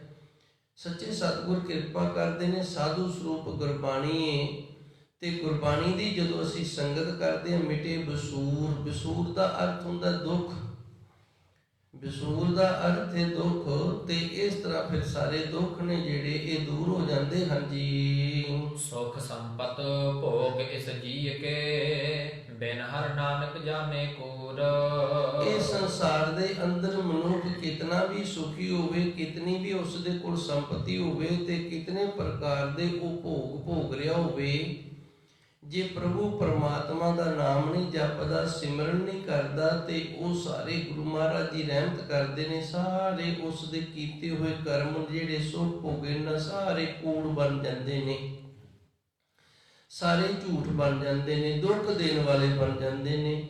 ਸੁਖ ਸੰਪਤ ਭੋਗ ਇਸ ਜੀਵ ਕੇ, ਇਹ ਜਿਹੜਾ ਸਾਡਾ ਜੀਵ ਮਨ, ਜਿਹੜਾ ਅੰਦਰ ਆਤਮਾ, ਇਹ ਸਰੀਰ ਕਰਕੇ ਜਿੰਨੇ ਪ੍ਰਕਾਰ ਦੇ ਵੀ ਸੁਖ ਸੰਪਤੀ ਦੇ, ਸੰਪਤ ਦੌਲਤ ਨੂੰ ਕਹਿੰਦੇ ਨੇ, ਸੁਖ ਸੰਪਤ ਦੇ ਜਿੰਨੇ ਵੀ ਭੋਗਦਾ ਏ, ਬਿਨ ਹਰ ਨਾਨਕ ਜਾਣੇ ਕੂਰ। ਧੰਨ ਗੁਰੂ ਮਹਾਰਾਜ ਜੀ ਰਹਿਮਤ ਕਰਦੇ ਨੇ, ਬਿਨਾਂ ਪਰਮਾਤਮਾ ਦੇ ਨਾਮ ਤੋਂ, ਸਿਮਰਨ ਤੋਂ ਇਹਨਾਂ ਨੂੰ ਕੂੜ ਕਰਕੇ ਜਾਣਨਾ ਕਰੋ ਜੀ। ਟੋਡੀ ਮਹੱਲਾ ਪੰਜਵਾ। ਮਾਈ ਮੇਰੇ ਮਨ ਕੀ ਪਿਆਸ। ਪਾਵਨ ਸ਼ਬਦ ਦੇ ਅੰਦਰ ਧੰਨ ਗੁਰੂ ਜੀ ਰਹਿਮਤ ਕਰਦੇ ਨੇ, ਪਿਆਸ ਹੈ ਜਿਹੜੀ, ਇੱਥੇ ਪਾਣੀ ਵਾਲੀ ਪਿਆਸ ਨਹੀਂ, ਇੱਥੇ ਦਰਸ਼ਨਾਂ ਦੀ ਪਿਆਸ ਹੈ। ਪਿਆਸ ਤੋਂ ਭਾਵ ਹੁੰਦਾ ਤਲਬ। ਜਿਵੇਂ ਸਾਡੇ ਅੰਦਰ ਪਾਣੀ ਦੀ ਕਮੀ ਹੋ ਜਾਵੇ ਤੇ ਫਿਰ ਸਾਨੂੰ ਪਿਆਸ ਜਿਹੜੀ ਅਨੁਭਵ ਹੁੰਦੀ ਹੈ। ਜੇ ਸਮੇਂ ਸਿਰ ਪਾਣੀ ਨਾ ਮਿਲੇ ਤੇ ਫਿਰ ਬੋਲਣੇ ਜਿਹੜੇ ਇਹਨਾਂ ਤੇ ਖੁਸ਼ਕੀ ਛਾ ਜਾਂਦੀ, ਮੂੰਹ ਸੁੱਕਣ ਲੱਗ ਜਾਂਦਾ ਹੈ, ਤੇ ਅਸੀਂ ਕਹਿੰਦੇ ਆ ਤਲਬੀ ਜੀ ਲੱਗ ਗਈ ਏ, ਤੋਖਲਾ ਜਿਹਾ ਲੱਗ ਗਈ ਏ। ਧੰਨ ਗੁਰੂ ਜੀ ਰਹਿਮਤ ਕਰਦੇ ਨੇ, ਹੇ ਸਤ ਸੰਗੀ ਗੁਰਮੁਖ ਪਿਆਰਿਓ, ਮੇਰੇ ਮਨ ਕੀ ਪਿਆਸ। ਇਹ ਹੁਣ ਸਾਡੇ ਸਰੀਰ ਦੀ ਪਿਆਸ ਨਹੀਂ, ਮਨ ਦੀ ਪਿਆਸ ਹੈ ਕਿ ਉਸ ਪ੍ਰਭੂ ਪਰਮਾਤਮਾ ਦੇ ਦਰਸ਼ਨਾਂ ਦੀ ਜੀ। ਇੱਕ ਖਿਨ ਰਹਿ ਨਾ ਸਕੋ ਬਿਨ ਪ੍ਰੀਤਮ, ਦਰਸ਼ਨ ਦੇਖਨ ਕਉ ਧਾਰੀ ਮਨ ਆਸ। ਹੁਣ ਇੱਕ ਖਿਣ ਜਿਹੜਾ ਸਮਾਂ ਨਾ ਇਹ ਵੀ ਨਹੀਂ ਰਿਹਾ ਜਾ ਸਕਦਾ ਉਸ ਪਰਮਾਤਮਾ ਦੇ ਦਰਸ਼ਨਾਂ ਤੋਂ ਬਿਨਾ। ਜਿਵੇਂ ਕੋਈ ਪ੍ਰਾਣੀ ਪਿਆਸਾ ਹੋਵੇ ਨਾ ਤੇ ਪਿਆਸ ਇਤਨੀ ਵੱਧ ਜਾਵੇ, ਇਤਨੀ ਜ਼ਿਆਦਾ ਹੋ ਜਾਵੇ ਕਿ ਉਸ ਨੂੰ ਥੋੜਾ ਸਮਾਂ ਜਿਹੜਾ ਮਿੰਟ 2 ਮਿੰਟ ਜਿਉਣਾ ਹੈ ਇਹ ਵੀ ਮੁਸ਼ਕਲ ਲੱਗਦਾ ਹੋਵੇ। ਉਸੇ ਤਰ੍ਹਾਂ ਧੰਨ ਗੁਰੂ ਜੀ ਰਹਿਮਤ ਕਰਦੇ ਨੇ, ਇੱਕ ਖਿਣ ਰਹਿ ਨਾ ਸਕੋ ਬਿਨ ਪ੍ਰੀਤਮ। ਇਹ ਮੇਰੇ ਪ੍ਰੀਤਮ ਪਿਆਰੇ ਤੇਰੇ ਤੋਂ ਬਿਨਾ ਨਾ ਹੁਣ ਥੋੜਾ ਜਿਹਾ ਸਮਾਂ ਜਿਹੜਾ ਉਹ ਵੀ ਨਹੀਂ ਰਿਹਾ ਜਾ ਸਕਦਾ। ਦਰਸ਼ਨ ਦੇਖਣ ਕੋ ਧਾਰੀ ਮਨ ਆਸ, ਮਨ ਨੇ ਨਾ ਆਪ ਜੀ ਦੇ ਦਰਸ਼ਨਾਂ ਦੀ ਆਸ ਜੋ ਧਾਰ ਕਰ ਰੱਖੀ ਹੈ ਜੀ। ਰਹਾਉ ਸਿਮਰਉ ਨਾਮ ਨਿਰੰਜਨ ਕਰਤੇ, ਮਨ ਤਨ ਤੇ ਸਭ ਕਿਲ ਵਿਖਨਾਸ। ਧੰਨ ਗੁਰੂ ਜੀ ਵਿਸ਼ਰਾਮ ਲਾ ਕੇ ਅੱਗੇ ਕਿਰਪਾ ਕਰਦੇ ਨੇ। ਜਦੋਂ ਇਸ ਤਰ੍ਹਾਂ ਸੁਪ੍ਰਭੂ ਪਰਮਾਤਮਾ ਦੇ ਦਰਸ਼ਨਾਂ ਦੀ ਪਿਆਸ ਹੋ ਜਾਵੇ, ਚਾਹਨਾ ਬਣ ਜਾਵੇ ਤੇ ਸਿਮਰੋ ਨਾਮ ਨਿਰੰਜਨ। ਨਿਰ ਅੰਜਨ, ਅੰਜਨ ਦਾ ਅਰਥ ਹੁੰਦਾ ਕਾਲਕ ਤੇ ਨਿਰ ਦਾ ਅਰਥ ਹੈਗਾ ਨਹੀਂ। ਜਿਵੇਂ ਨਿਰ ਭਾਉ ਆਨਾ ਥੋੜਾ ਜਿਹਾ ਕਈ ਵਾਰੀ ਅਸੀਂ ਨਾ ਨਰ ਭਉ ਆਖ ਦਿੰਦੇ ਆ। ਨਿਰ ਭਉ ਨੰਨੇ ਨੂੰ ਸਿਆਰੀ ਹੈ। ਨਿਰ ਵੈਰ, ਨਿਰ ਦਾ ਅਰਥ ਹੁੰਦਾ ਨਹੀਂ, ਨਿਰ ਵੈਰ, ਉਸ ਦੇ ਪਾਸ ਵੈਰ ਨਹੀਂ ਹੈਗਾ, ਕਿਸੇ ਨਾਲ ਵੈਰ ਨਹੀਂ ਕਰਦਾ। ਨਿਰ ਭਉ, ਕਿਸੇ ਦਾ ਉਹਨੂੰ ਡਰ ਵੀ ਨਹੀਂ। ਉਸੇ ਤਰ੍ਹਾਂ ਨਿਰ ਨਹੀਂ ਹੈਗੀ ਅੰਜਨ ਕਾਲਕ। ਉਸ ਪਰਮਾਤਮਾ ਅਕਾਲ ਪੁਰਖ ਵਾਹਿਗੁਰੂ ਦੇ ਨਾਮ ਨੂੰ ਕਾਲਕ ਨਹੀਂ ਹੈਗੀ। ਕਾਲਕ ਕਿਵੇਂ? ਜਿਵੇਂ ਚੰਦ ਨੂੰ ਕਾਲਕ ਲੱਗੀ, ਦਾਗ ਲੱਗੀ ਹੈ, ਬ੍ਰਹਮਾ ਜੀ ਨੂੰ ਦਾਗ ਲੱਗੀ ਹੈ, ਇੰਦਰ ਨੂੰ ਦਾਗ ਲੱਗੇ। ਭਾਵ ਇਸ ਤਰ੍ਹਾਂ ਸਾਰਿਆਂ ਨੇ ਆਪਣੇ ਜੀਵਨ ਦੇ ਵਿੱਚ ਕੁਝ ਨਾ ਕੁਝ ਇਸ ਤਰ੍ਹਾਂ ਦਾ ਕੀਤਾ ਜਿਹਦੇ ਨਾਲ ਉਹ ਦਾਗੀ ਹੋ ਗਏ ਨੇ, ਕੋਈ ਗੁਨਾਹ ਹੋ ਗਿਆ। ਲਿਖਤ ਸੀ ਪ੍ਰਭੂ ਦੀ ਜਾਂ ਉਹਦੇ ਚੋਜ ਸਨ, ਜਾਂ ਇਸ ਤਰ੍ਹਾਂ ਲਾ ਲਓ ਵੀ ਉਹ ਪ੍ਰਭੂ ਪਰਮਾਤਮਾ ਦੀ ਬਰਾਬਰੀ ਕੋਈ ਨਹੀਂ ਕਰ ਸਕਦਾ। ਉਹ ਪਰਮਾਤਮਾ ਹੀ ਹੈ ਜਿਹੜਾ ਉਹ ਦਾਗ ਤੋਂ ਰਹਿਤ ਤੇ ਬਾਕੀ ਜੋ ਵੀ ਦੁਨੀਆ ਤੇ ਆਇਆ ਨਾ ਉਹ ਇੱਕ ਵਾਰੀ ਜ਼ਰੂਰ ਟੱਠਾ ਹੈ। ਜਿਵੇਂ ਕੋਈ ਇਸ ਤਰ੍ਹਾਂ ਦਾ ਪਹਿਲਵਾਨ ਹੋਵੇ, ਬੜਾ ਤਗੜਾ ਤਾਕਤਵਰ ਹੋਵੇ ਤੇ ਕੋਈ ਨਾ ਕੋਈ ਕਿਤੇ ਨਾ ਕਿਤੇ ਕਿਸੇ ਕਾਰਨ ਉਹ ਇੱਕ ਅੱਧੀ ਵਾਰੀ ਜ਼ਰੂਰ ਢਹਿ ਗਿਆ ਹੋਵੇਗਾ। ਉਸੇ ਤਰ੍ਹਾਂ ਵਕਾਰ ਨੇ, ਬੁਰਾਈਆਂ ਨੇ ਭਾਈ ਇਹਨਾਂ ਨੇ ਨਾ ਕਿਸੇ ਨੂੰ ਕਦੇ ਕਦਾਈ ਜ਼ਰੂਰ ਦਾਗ ਲਾਇਆ ਹੋਇਆ। ਪਰ ਉਸ ਪਰਮਾਤਮਾ ਦਾ ਨਾਮ ਹੈ ਜਿਹੜਾ ਉਹ ਇਸ ਤਰ੍ਹਾਂ ਦੀ ਕਾਲਕ ਤੋਂ ਰਹਿਤ ਤੇ ਉਹਨੂੰ ਕਾਲਕ ਨਹੀਂ ਲੱਗਦੀ। ਮਨ ਤਨ ਤੇ ਸਭ ਸਿਮਰੋ ਨਾਮ ਨਿਰੰਜਨ ਕਰਤੇ। ਉਸ ਅਕਾਲ ਪੁਰਖ ਵਾਹਿਗੁਰੂ ਦਾ ਨਾਮ ਅਸੀਂ ਸਿਮਰਨਾ ਕਰੀਏ ਜੋ ਕਾਲਕ ਤੋਂ ਰਹਿਤੇ ਤੇ ਸਾਰਿਆਂ ਨੂੰ ਕਰਨ ਵਾਲਾ। ਮਨ ਤਨ ਤੇ, ਮਨ ਕਰਕੇ ਤਨ ਤੇ ਸਭ ਕਿਲ ਵਿਖਨਾਸ। ਮਨ ਦੇ ਵੀ ਤੇ ਤਨ ਦੇ ਵੀ ਇਹ ਪਾਪ ਲੈ ਜਾਣਗੇ। ਮਨ ਕਰਕੇ ਤੇ ਤਨ ਕਰਕੇ। ਦਾਸ ਨੇ ਅੱਗੇ ਵੀ ਕਈ ਵਾਰੀ ਦੱਸਿਆ ਇਹ 10 ਪ੍ਰਕਾਰ ਦੇ ਪਾਪ ਨੇ। 3 ਮਨ ਦੇ ਨੇ, 3 ਤਨ ਦੇ ਨੇ ਤੇ ਜ਼ਬਾਨ ਦੇ 4 ਨੇ। ਇਸ ਤਰ੍ਹਾਂ ਇਹ ਸਾਰੇ ਕਿਲ ਵਿਖ ਜਿਹੜੇ ਗੁਨਾਹ ਪਾਪ ਨੇ ਨਾਸ ਹੋ ਜਾਂਦੇ ਹਨ ਜੀ। ਪੂਰਨ ਪਾਰ ਬ੍ਰਹਮ ਸੁਖ ਦਾਤੇ, ਅਬਿਨਾਸੀ ਬੇਮਲ ਜਾ ਕੋ ਜਾਸ। ਪੂਰਨ ਉਹਨੂੰ ਆਖਿਆ ਜਾਂਦਾ ਜਿੰਦੇ ਵਿੱਚ ਕਿਸੇ ਪ੍ਰਕਾਰ ਦੀ ਕੋਈ ਵੀ ਊਨਤਾਈ ਨਾ ਹੋਵੇ। ਜਿਵੇਂ ਅਰਦਾਸ ਤਕਰੀਬਨ 10 ਕੁ ਸਾਲ ਦੀ ਸੀ ਜਦੋਂ ਮਹਾਂਪੁਰਸ਼ਾਂ ਦੀ ਸ਼ਰਨ ਦੇ ਵਿੱਚ ਆਇਆ ਸੀ ਤੇ 29 ਸਾਲ ਦੀ ਉਮਰ ਤੱਕ ਮਹਾਂਪੁਰਸ਼ਾਂ ਦੇ ਪਾਸ ਵਿਦਿਆ ਹੀ ਪੜ੍ਹੀ ਏ। ਫਿਰ ਵੀ ਕਿਤੇ ਨਾ ਕਿਤੇ ਕੋਈ ਨਾ ਕੋਈ ਊਨਤਾਈ ਜ਼ਰੂਰ ਹੈ, ਕਿਤੇ ਨਾ ਕਿਤੇ ਕੋਈ ਨਾ ਕੋਈ ਕਮੀ ਹੈ। ਪਰ ਉਸ ਪ੍ਰਭੂ ਪਰਮਾਤਮਾ ਦੇ ਵਿੱਚ ਕੋਈ ਕਮੀ ਨਹੀਂ, ਉਹ ਪੂਰਨ ਹੈ। ਜਿੰਦੇ 'ਚ ਕੋਈ ਵੀ ਊਨਤਾਈ ਨਾ ਹੋਵੇ, ਕੋਈ ਕਮੀ ਨਾ ਹੋਵੇ, ਉਸ ਨੂੰ ਪੂਰਨ ਆਖਿਆ ਜਾਂਦਾ ਹੈ। ਪੂਰਨ ਪਾਰ ਬ੍ਰਹਮ, ਪਾਰਾਵਾਰ ਤੋਂ ਰਹਿਤ ਬ੍ਰਹਮ ਸਰੂਪ। ਸੁਖ ਦਾਤੇ, ਸਾਰਿਆਂ ਨੂੰ ਸੁੱਖਾਂ ਦੀ ਦਾਤ ਦੇਣ ਵਾਲੇ। ਅਬਨਾਸੀ, ਨਾਸ ਤੋਂ ਰਹਿਤ। ਬਿਮਲ, ਮਲ ਕਹਿੰਦੇ ਨੇ ਮੈਲ ਨੂੰ, ਬਿਨਾ ਮਲ ਤੋਂ, ਬਿਨਾ ਮੈਲ ਤੋਂ। ਜਾ ਕੋ ਜਾਸ, ਉਸ ਪ੍ਰਭੂ ਪਰਮਾਤਮਾ ਦਾ ਜਿਹੜਾ ਜਸ ਹੈ ਨਾ ਉਹਨੂੰ ਮੈਲ ਵੀ ਕੋਈ ਨਹੀਂ। ਨਾਸ ਤੋਂ ਰਹਿਤ ਹੈ, ਸੁੱਖਾਂ ਦਾ ਦਾਤਾ ਹੈ। ਪਾਰਾਵਾਰ ਤੋਂ ਰਹਿਤ ਬ੍ਰਹਮ ਸਰੂਪ ਹੈ ਤੇ ਪਰਿਪੂਰਨ ਹੈ ਜੀ। ਸੰਤ ਪ੍ਰਸਾਦ ਮੇਰੇ ਪੂਰ ਮਨੋਰਥ, ਕਰ ਕਿਰਪਾ ਭੇਟੇ ਗੁਣਤਾਸ। ਸੰਤ ਪ੍ਰਸਾਦ, ਪ੍ਰਸਾਦ ਦਾ ਅਰਥ ਹੁੰਦਾ ਕਿਰਪਾ, ਰਹਿਮਤ, ਬਖਸ਼ਿਸ਼। ਸੰਤਾਂ ਦੀ ਕਿਰਪਾ ਨਾਲ, ਗੁਰੂ ਦੀ ਕਿਰਪਾ ਨਾਲ, ਰਹਿਮਤ ਦੇ ਨਾਲ ਮੇਰੇ ਪੂਰ ਮਨੋਰਥ, ਸਾਡੇ ਮਨੋਰਥ ਨੇ ਜਿਹੜੇ ਗੁਰੂ ਪੂਰੇ ਕਰ ਰਹੇ ਹੈ। ਤੇ ਗੁਰੂ ਨੇ ਕਿਰਪਾ ਕੀਤੀ ਹੈ ਭੇਟ ਗੁਣ ਤਾਸ ਕਹਿੰਦੇ ਨੇ ਖਜ਼ਾਨੇ ਨੂੰ, ਤੇ ਗੁਣ ਕਹਿੰਦੇ ਨੇ ਗੁਣਾਂ ਦਾ। ਸੰਤ ਪ੍ਰਸਾਦ ਮੇਰੇ ਪ੍ਰਭ ਪੂਰ ਮਨੋਰਥ, ਸੰਤਾਂ ਦੀ ਕਿਰਪਾ ਦੇ ਨਾਲ ਮੇਰੇ ਮਨੋਰਥ ਜਿਹੜੇ ਨੇ ਮਨ ਦੇ ਉਹ ਪੂਰੇ ਹੋਏ ਨੇ। ਕਰ ਕਿਰਪਾ ਭੇਟੇ ਗੁਣਤਾਸ, ਤੇ ਸੰਤਾਂ ਦੀ ਜਿਹੜੀ ਭੇਟ ਹੋਈ ਹੈ ਨਾ, ਜਿਹੜਾ ਸੰਤਾਂ ਨੂੰ ਮਿਲਣਾ ਹੋਇਆ ਹੈ, ਇਹਦੇ ਵਿੱਚ ਪ੍ਰਭੂ ਦਾ ਵੱਡਾ ਯੋਗਦਾਨ ਹੈ। ਇਹਨੂੰ ਥੋੜਾ ਜਿਹਾ ਇੱਕ ਵਾਰੀ ਫਿਰ ਸਮਝਣਾ ਪਏਗਾ। ਸੰਤ ਪ੍ਰਸਾਦ ਮੇਰੇ ਪੂਰ ਮਨੋਰਥ, ਸਾਡੇ ਜੀਵਨ ਦੇ ਜਿਹੜੇ ਮਨੋਰਥ ਨੇ ਇਹ ਸੰਤਾਂ ਦੀ ਕਿਰਪਾ ਦੇ ਨਾਲ ਪੂਰੇ ਹੋਏ ਨੇ। ਕਰ ਕਿਰਪਾ ਭੇਟੇ ਗੁਣਤਾਸ, ਗੁਣਾਂ ਦਾ ਖਜ਼ਾਨਾ ਅਕਾਲ ਪੁਰਖ ਵਾਹਿਗੁਰੂ ਹੈ, ਉਹਦੀ ਕਿਰਪਾ ਦੇ ਨਾਲ ਸੰਤਾਂ ਨੂੰ ਅਸੀਂ ਮਿਲਣਾ ਕੀਤਾ ਹੈ ਜੀ। ਸਾਤ ਸਹਜ ਸੁਖ ਮਨ ਉਪਜਿਓ, ਕੋਟ ਸੂਰ ਨਾਨਕ ਪ੍ਰਗਾਸ। ਤੇ ਗੁਰੂ ਮਹਾਰਾਜ ਜੀ ਰਹਿਮਤ ਕਰਦੇ ਨੇ, ਜਦੋਂ ਮਨ ਦੇ ਮਨੋਰਥ ਪੂਰੇ ਹੋ ਜਾਣ ਫਿਰ ਮਨ ਜਿਹੜਾ ਚਾਅ ਵਿੱਚ ਹੋ ਜਾਂਦਾ, ਖੁਸ਼ੀ 'ਚ ਹੋ ਜਾਂਦਾ, ਮਨ 'ਚ ਸ਼ਾਂਤੀ ਬਣ ਜਾਂਦੀ ਹੈ, ਕਿਉਂਕਿ ਪਿਆਸੀ ਜਿਹੜੀ ਉਹ ਬੁੱਝ ਗਈ। ਸ਼ਾਂਤ ਸਹਿਜ ਸੁਖ ਮਨ ਉਪਜਿਓ, ਸ਼ਾਂਤ ਰਸ ਆ ਗਿਆ, ਸਹਿਜ ਅਵਸਥਾ ਦਾ ਸੁਖ ਪ੍ਰਾਪਤ ਹੋ ਗਿਆ। ਸਹਿਜ ਸੁਖ, ਇਹ ਸਹਿਜ ਦਾ ਅਰਥ ਗਿਆਨ ਵੀ ਕਰਦੇ ਨੇ। ਸਹਿਜ ਜਿਹੜੀ ਇੱਕ ਅਵਸਥਾ ਦਾ ਨਾਂ ਹੈ। ਜਦੋਂ ਸਹਿਜ ਅਵਸਥਾ ਆ ਜਾਵੇ ਤੇ ਫਿਰ ਮਨ ਜਿਹੜਾ ਇਹ ਸਹਿਜ ਦੇ ਵਿੱਚ ਰਹਿੰਦਾ, ਵਰਤਮਾਨ ਦੇ ਵਿੱਚ ਰਹਿੰਦਾ ਹੈ, ਨਾ ਭੜਕਣਾ ਦੇ ਵਿੱਚ ਜਾਂਦਾ ਹੈ, ਨਾ ਉਤਾਵਲੇਪਣ 'ਚ ਇਹ ਧੀਰਜ ਜਿਹਾ ਵੱਜ ਜਾਂਦਾ ਹੈ। ਸ਼ਾਂਤ ਸਹਿਜ ਸੁਖ, ਸ਼ਾਂਤ ਰਸ ਪ੍ਰਾਪਤ ਹੋ ਗਿਆ, ਸਹਿਜ ਅਵਸਥਾ ਦਾ ਸੁਖ ਬਣ ਗਿਆ, ਮਨ ਉਪਜੋ, ਇਹ ਮਨ ਦੇ ਵਿੱਚ ਪੈਦਾ ਹੋ ਗਏ ਨੇ। ਕੋਟ ਸੂਰ ਨਾਨਕ ਪ੍ਰਗਾਸ, ਤੇ ਗਿਆਨ ਇਤਨਾ ਹੋ ਗਿਆ ਜਿਵੇਂ 100 ਸੂਰਜੇ ਨਾ, ਜਿਹੜਾ ਕਰੋੜਾਂ ਸੂਰਜ ਨੇ ਜਿਹੜੇ ਉਹ ਚੜ ਜਾਣ ਤੇ ਉਹਨਾਂ ਦਾ ਬੜਾ ਵੱਡਾ ਪ੍ਰਕਾਸ਼ ਹੋ ਜਾਂਦਾ ਹੈ। ਉਸੇ ਤਰ੍ਹਾਂ ਅੰਦਰ ਗਿਆਨ ਦਾ ਪ੍ਰਕਾਸ਼ ਹੋ ਗਿਆ ਹੈ ਜੀ। ਟੋਟੀ ਮਹੱਲਾ ਪੰਜਵਾ। ਹਰ ਹਰ ਪਤਿਤ ਪਾਵਨ। ਪਤਿਤ ਦਾ ਅਰਥ ਹੁੰਦਾ ਪਾਪੀ ਤੇ ਪਾਵਨ ਦਾ ਅਰਥ ਹੁੰਦਾ ਪਵਿੱਤਰ। ਹਰ ਹਰ ਦਾ ਅਰਥ ਹੈ ਵਾਹਿਗੁਰੂ ਵਾਹਿਗੁਰੂ। ਜਿਹੜਾ ਗੁਰਮੁਖ ਪਿਆਰਾ ਵਾਹਿਗੁਰੂ ਵਾਹਿਗੁਰੂ ਕਰਦਾ ਰਹਿੰਦਾ ਹੈ, ਉਹ ਕਿਤਨਾ ਵੀ ਪਾਪੀ ਹੋਵੇ ਪਰਮਾਤਮਾ ਉਸ ਨੂੰ ਪਵਿੱਤਰ ਕਰ ਦਿੰਦਾ ਹੈ ਜੀ।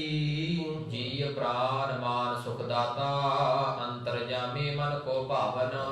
ਸਾਡੇ ਜੀ ਦਾ ਪ੍ਰਾਣਾ ਦਾ ਮਾਣ ਸਤਿਕਾਰ ਦੇਣ ਵਾਲਾ, ਸੁੱਖਾਂ ਦੀਆਂ ਦਾਤਾਂ ਦੇਣ ਵਾਲਾ, ਅੰਦਰ ਦੀ ਜਾਣਨ ਵਾਲਾ, ਮਨ ਕੋ ਭਾਵਨ ਤੇ ਮਨ ਨੂੰ ਚੰਗਾ ਲੱਗਣ ਵਾਲਾ ਹੈ ਜੀ। ਰਹਾਉ ਸੁੰਦਰ ਸੁਗੜ ਚਤੁਰ ਸਭ ਬੇਤਾ, ਰਿਦਦਾਸ ਨਿਵਾਰ ਭਗਤ ਗੁਣ ਗਾਵਨ।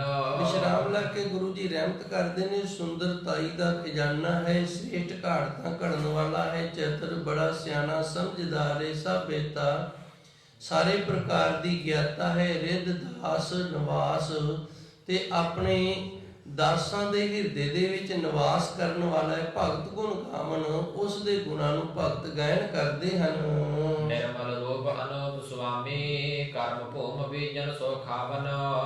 ਉਸ ਪਰਮਾਤਮਾ ਦਾ ਜਿਹੜਾ ਰੂਪ ਹੈ ਨਿਰਮਲ ਹੈ, ਪਵਿੱਤਰ ਹੈ, ਉਸ ਦੀ ਉਪਮਾ ਬਿਆਨ ਕਰਕੇ ਨਹੀਂ ਦੱਸੀ ਜਾ ਸਕਦੀ। ਸੁਆਮੀ ਸਾਡਾ ਮਾਲਕ ਹੈ। ਕਰਮ ਭੂਮ ਬੀਜਨ ਸੋ ਖਾਵਨ, ਇਹ ਕਰਮਾਂ ਦੀ ਖੇਤੀ ਹੈ। ਜਿਹੜਾ ਵੀ ਜਿਸ ਤਰ੍ਹਾਂ ਦੇ ਕਰਮ ਬੀਜ ਲੈਂਦਾ ਉਸ ਤਰ੍ਹਾਂ ਦੇ ਖਾ ਰਿਹਾ ਹੈ ਜੀ। ਬਿਸਮਨ ਬਿਸਮ ਭਏ ਬਿਸਮਾਦਾ, ਆਨ ਨਾ ਬੀਓ ਦੂਸਰ ਲਾਵਨ।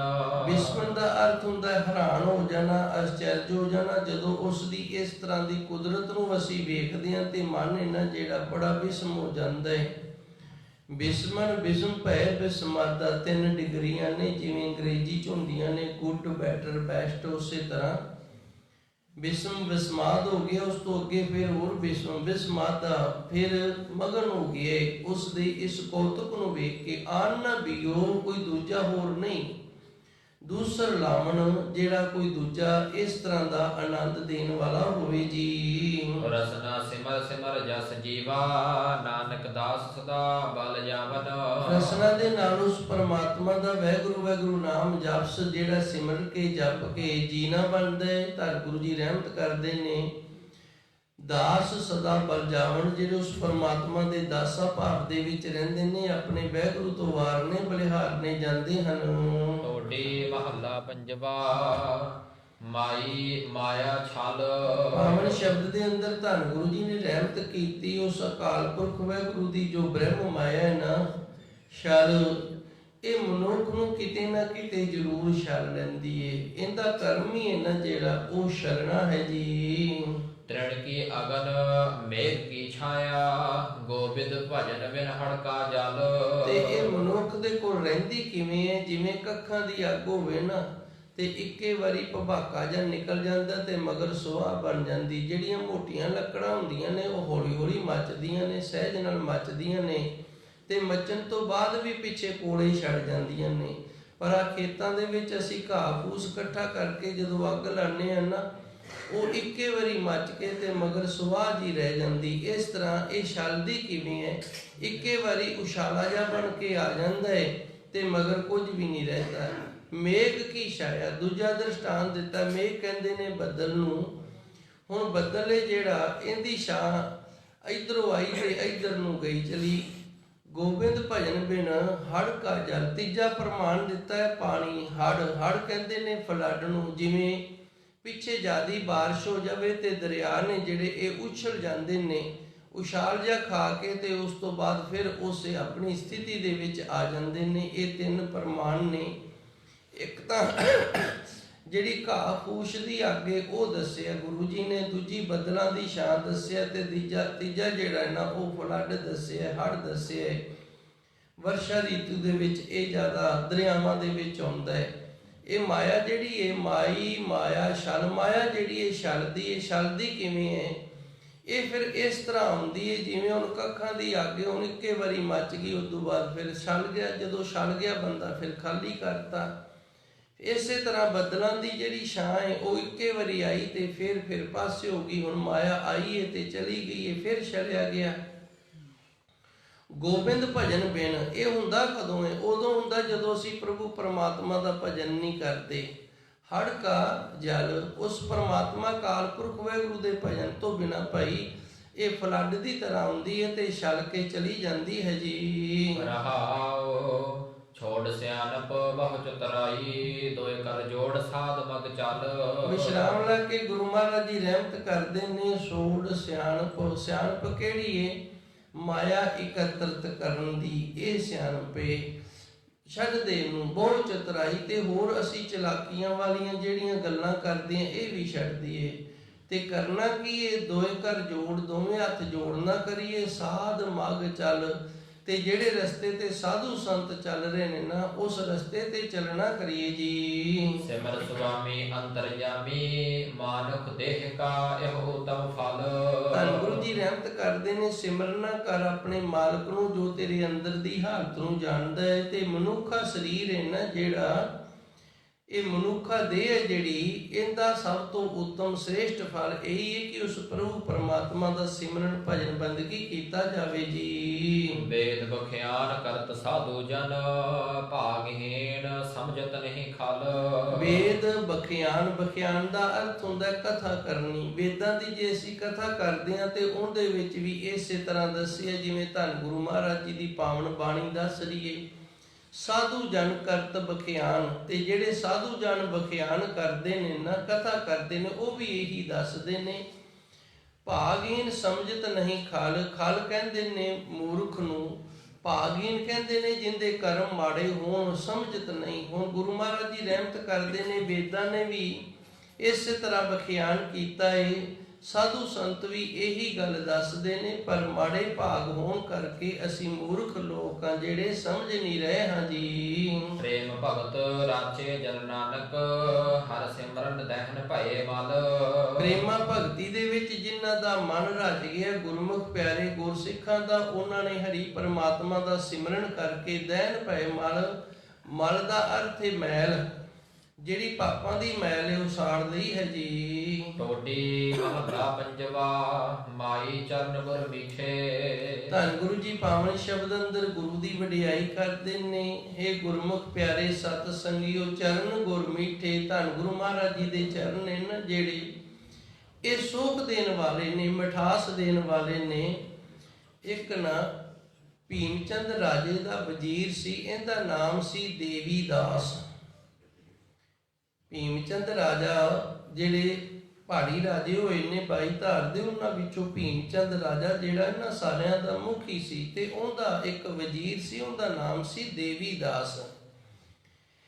ਇਹ ਦੇਵੀ ਦਾਸ ਦਾ ਧੰਨ ਗੁਰੂ ਜੀ ਦੇ ਚਰਨਾਂ ਦੇ ਨਾਲ ਪ੍ਰੇਮ ਹੋ ਗਿਆ।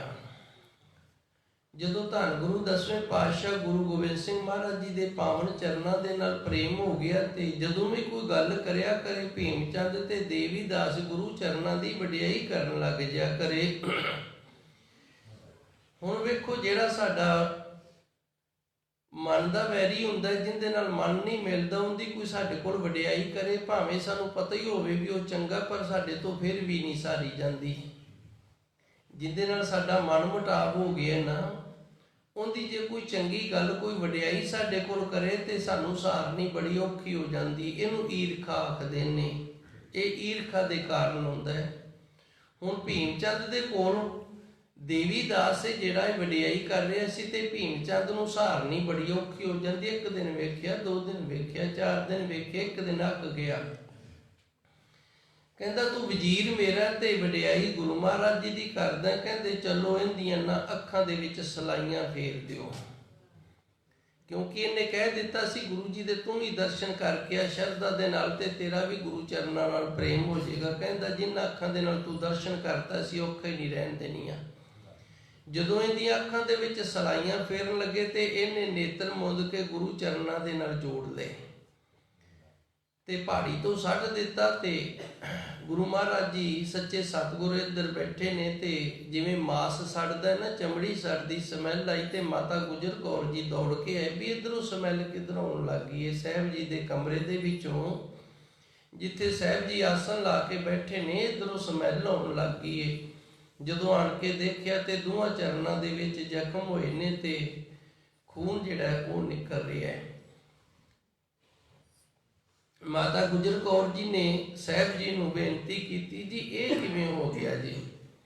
ਕਹਿੰਦਾ ਸਾਡਾ ਭਗਤ ਇੱਕ ਦੇਵੀ ਦਾਸ ਹੈ ਉਹਦਾ ਨਾਮ, ਤੇ ਉਹਨੇ ਨੇਤਰ ਨੇ ਜਿਹੜੇ ਨੇਤਰਾਂ 'ਚ ਸਾਡੇ ਚਰਨ ਵਸਾਲੇ ਨੇ, ਤੇ ਉਹਦੇ ਨੇਤਰਾਂ ਦੇ ਵਿੱਚ ਸਲਾਈਆਂ ਅੱਗੇ ਫੇਰਨ ਲੱਗੇ ਸਨ, ਤੇ ਤਾਂ ਕਰਕੇ ਉਹ ਫਿਰ ਸਾਡੇ ਚਰਨਾਂ ਦੇ ਵਿੱਚ ਫਿਰ ਗਈਆਂ ਨੇ। ਉਹਦੇ ਨੇਤਰਾਂ ਦੀ ਰੱਖਿਆ ਹੋ ਗਈ ਹੈ, ਬਚ ਗਿਆ ਉਹ।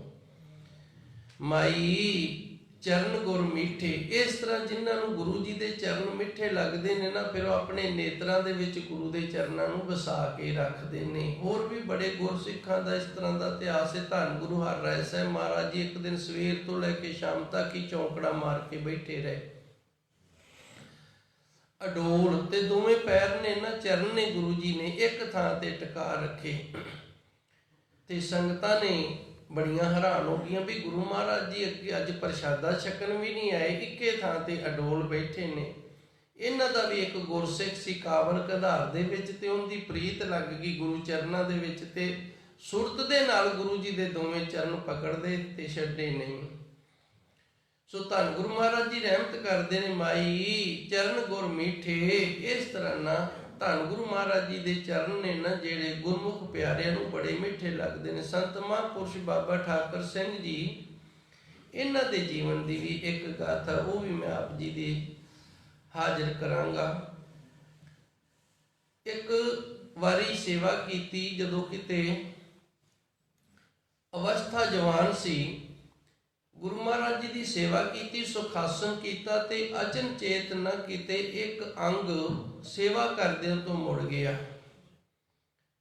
ਤੇ ਜਦੋਂ ਗਏ ਨੇ ਮੰਜੇ ਤੇ ਵਿਸ਼ਰਾਮ ਦੇ ਲਈ, ਨੀਂਦ ਦੇ ਲਈ, ਤੇ ਨੀਂਦ ਨਹੀਂ ਆਈ, ਨੀਂਦ ਨਹੀਂ ਆ ਰਹੀ, ਅਚਵੀ ਲੱਗੀ ਹੋਈ, ਅੰਦਰ ਤੜਫਣ ਲੱਗੀ ਹੋਈ ਏ। ਜਦੋਂ 11, 12, 1 ਵਜੇ ਰਾਤ ਦਾ, ਤੇ ਮਨ ਦੇ ਵਿੱਚ ਖਿਆਲ ਆਇਆ ਸੀ ਗੁਰੂ ਮਹਾਰਾਜ ਜੀ ਦੀ ਸੇਵਾ ਕਰਕੇ ਆਏ ਆ, ਕਿਤੇ ਸੇਵਾ ਦੇ ਵਿੱਚ ਨਾ ਉਨਤਾ ਹੀ ਰਹਿ ਗਈ ਹੋਵੇ ਜਿਹੜੀ ਇਹ ਹਾਲਤ ਇਸ ਤਰ੍ਹਾਂ ਹੋ ਰਹੀ ਹੈ। ਫਿਰ ਉਦੋਂ ਆਏ ਸੱਚਖੰਡ ਦੇ ਵਿੱਚ ਅਰਦਾਸ ਬੇਨਤੀ ਕੀਤੀ, ਤੇ ਵੇਖਿਆ ਅਚਨਚੇਤ ਕਿਤੇ ਧੰਨ ਗੁਰੂ ਮਹਾਰਾਜ ਜੀ ਦਾ ਅੰਗ ਸੀ ਨਾ ਜਿਹੜਾ, ਇਹ ਮੁੜ ਗਿਆ। ਫਿਰ ਇਹਨਾਂ ਨੇ ਸੇਵਾ ਕੀਤੀ, ਫਿਰ ਵਿਸ਼ਰਾਮ ਕੀਤਾ।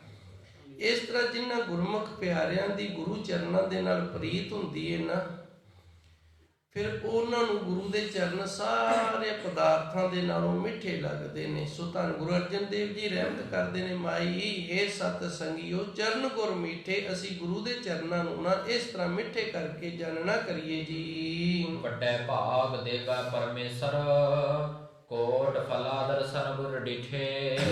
ਜਿਨ੍ਹਾਂ ਦੇ ਵੱਡੇ ਭਾਗ ਨੇ ਨਾ, ਉਹਨਾਂ ਨੂੰ ਪਰਮਾਤਮਾ ਇਹ ਅਵਸਥਾ ਦਿੰਦਾ ਹੈ, ਸਾਨੂੰ ਨਹੀਂ ਮਿਲਦੀ। ਜਿਨ੍ਹਾਂ ਦੇ ਵੱਡੇ ਭਾਗ ਨੇ ਉਹਨਾਂ ਨੂੰ ਮਿਲਦੀ ਏ। ਮਾਈ ਚਰਨ ਗੁਰ ਮਿੱਠੇ, ਜਿਨ੍ਹਾਂ ਨੂੰ ਗੁਰੂ ਮਹਾਰਾਜ ਜੀ ਦੇ ਚਰਨਾਂ ਦੀ ਮਿਠਾਸ ਦਾ ਆਨੰਦ ਆ ਗਿਆ, ਮਿੱਠੇ ਲੱਗਦੇ ਨੇ, ਪਿਆਰੇ ਲੱਗਦੇ ਨੇ। ਵੱਡੇ ਭਾਗ ਦੇਵੇ ਪਰਮੇਸ਼ਰ, ਇਹ ਇੱਕ ਅਵਸਥਾ ਹੈ, ਸਾਡੇ ਪਾਸ ਨਹੀਂ, ਸਾਨੂੰ ਪਤਾ ਨਹੀਂ, ਇਹਦਾ ਸੋਝੀ ਨਹੀਂ।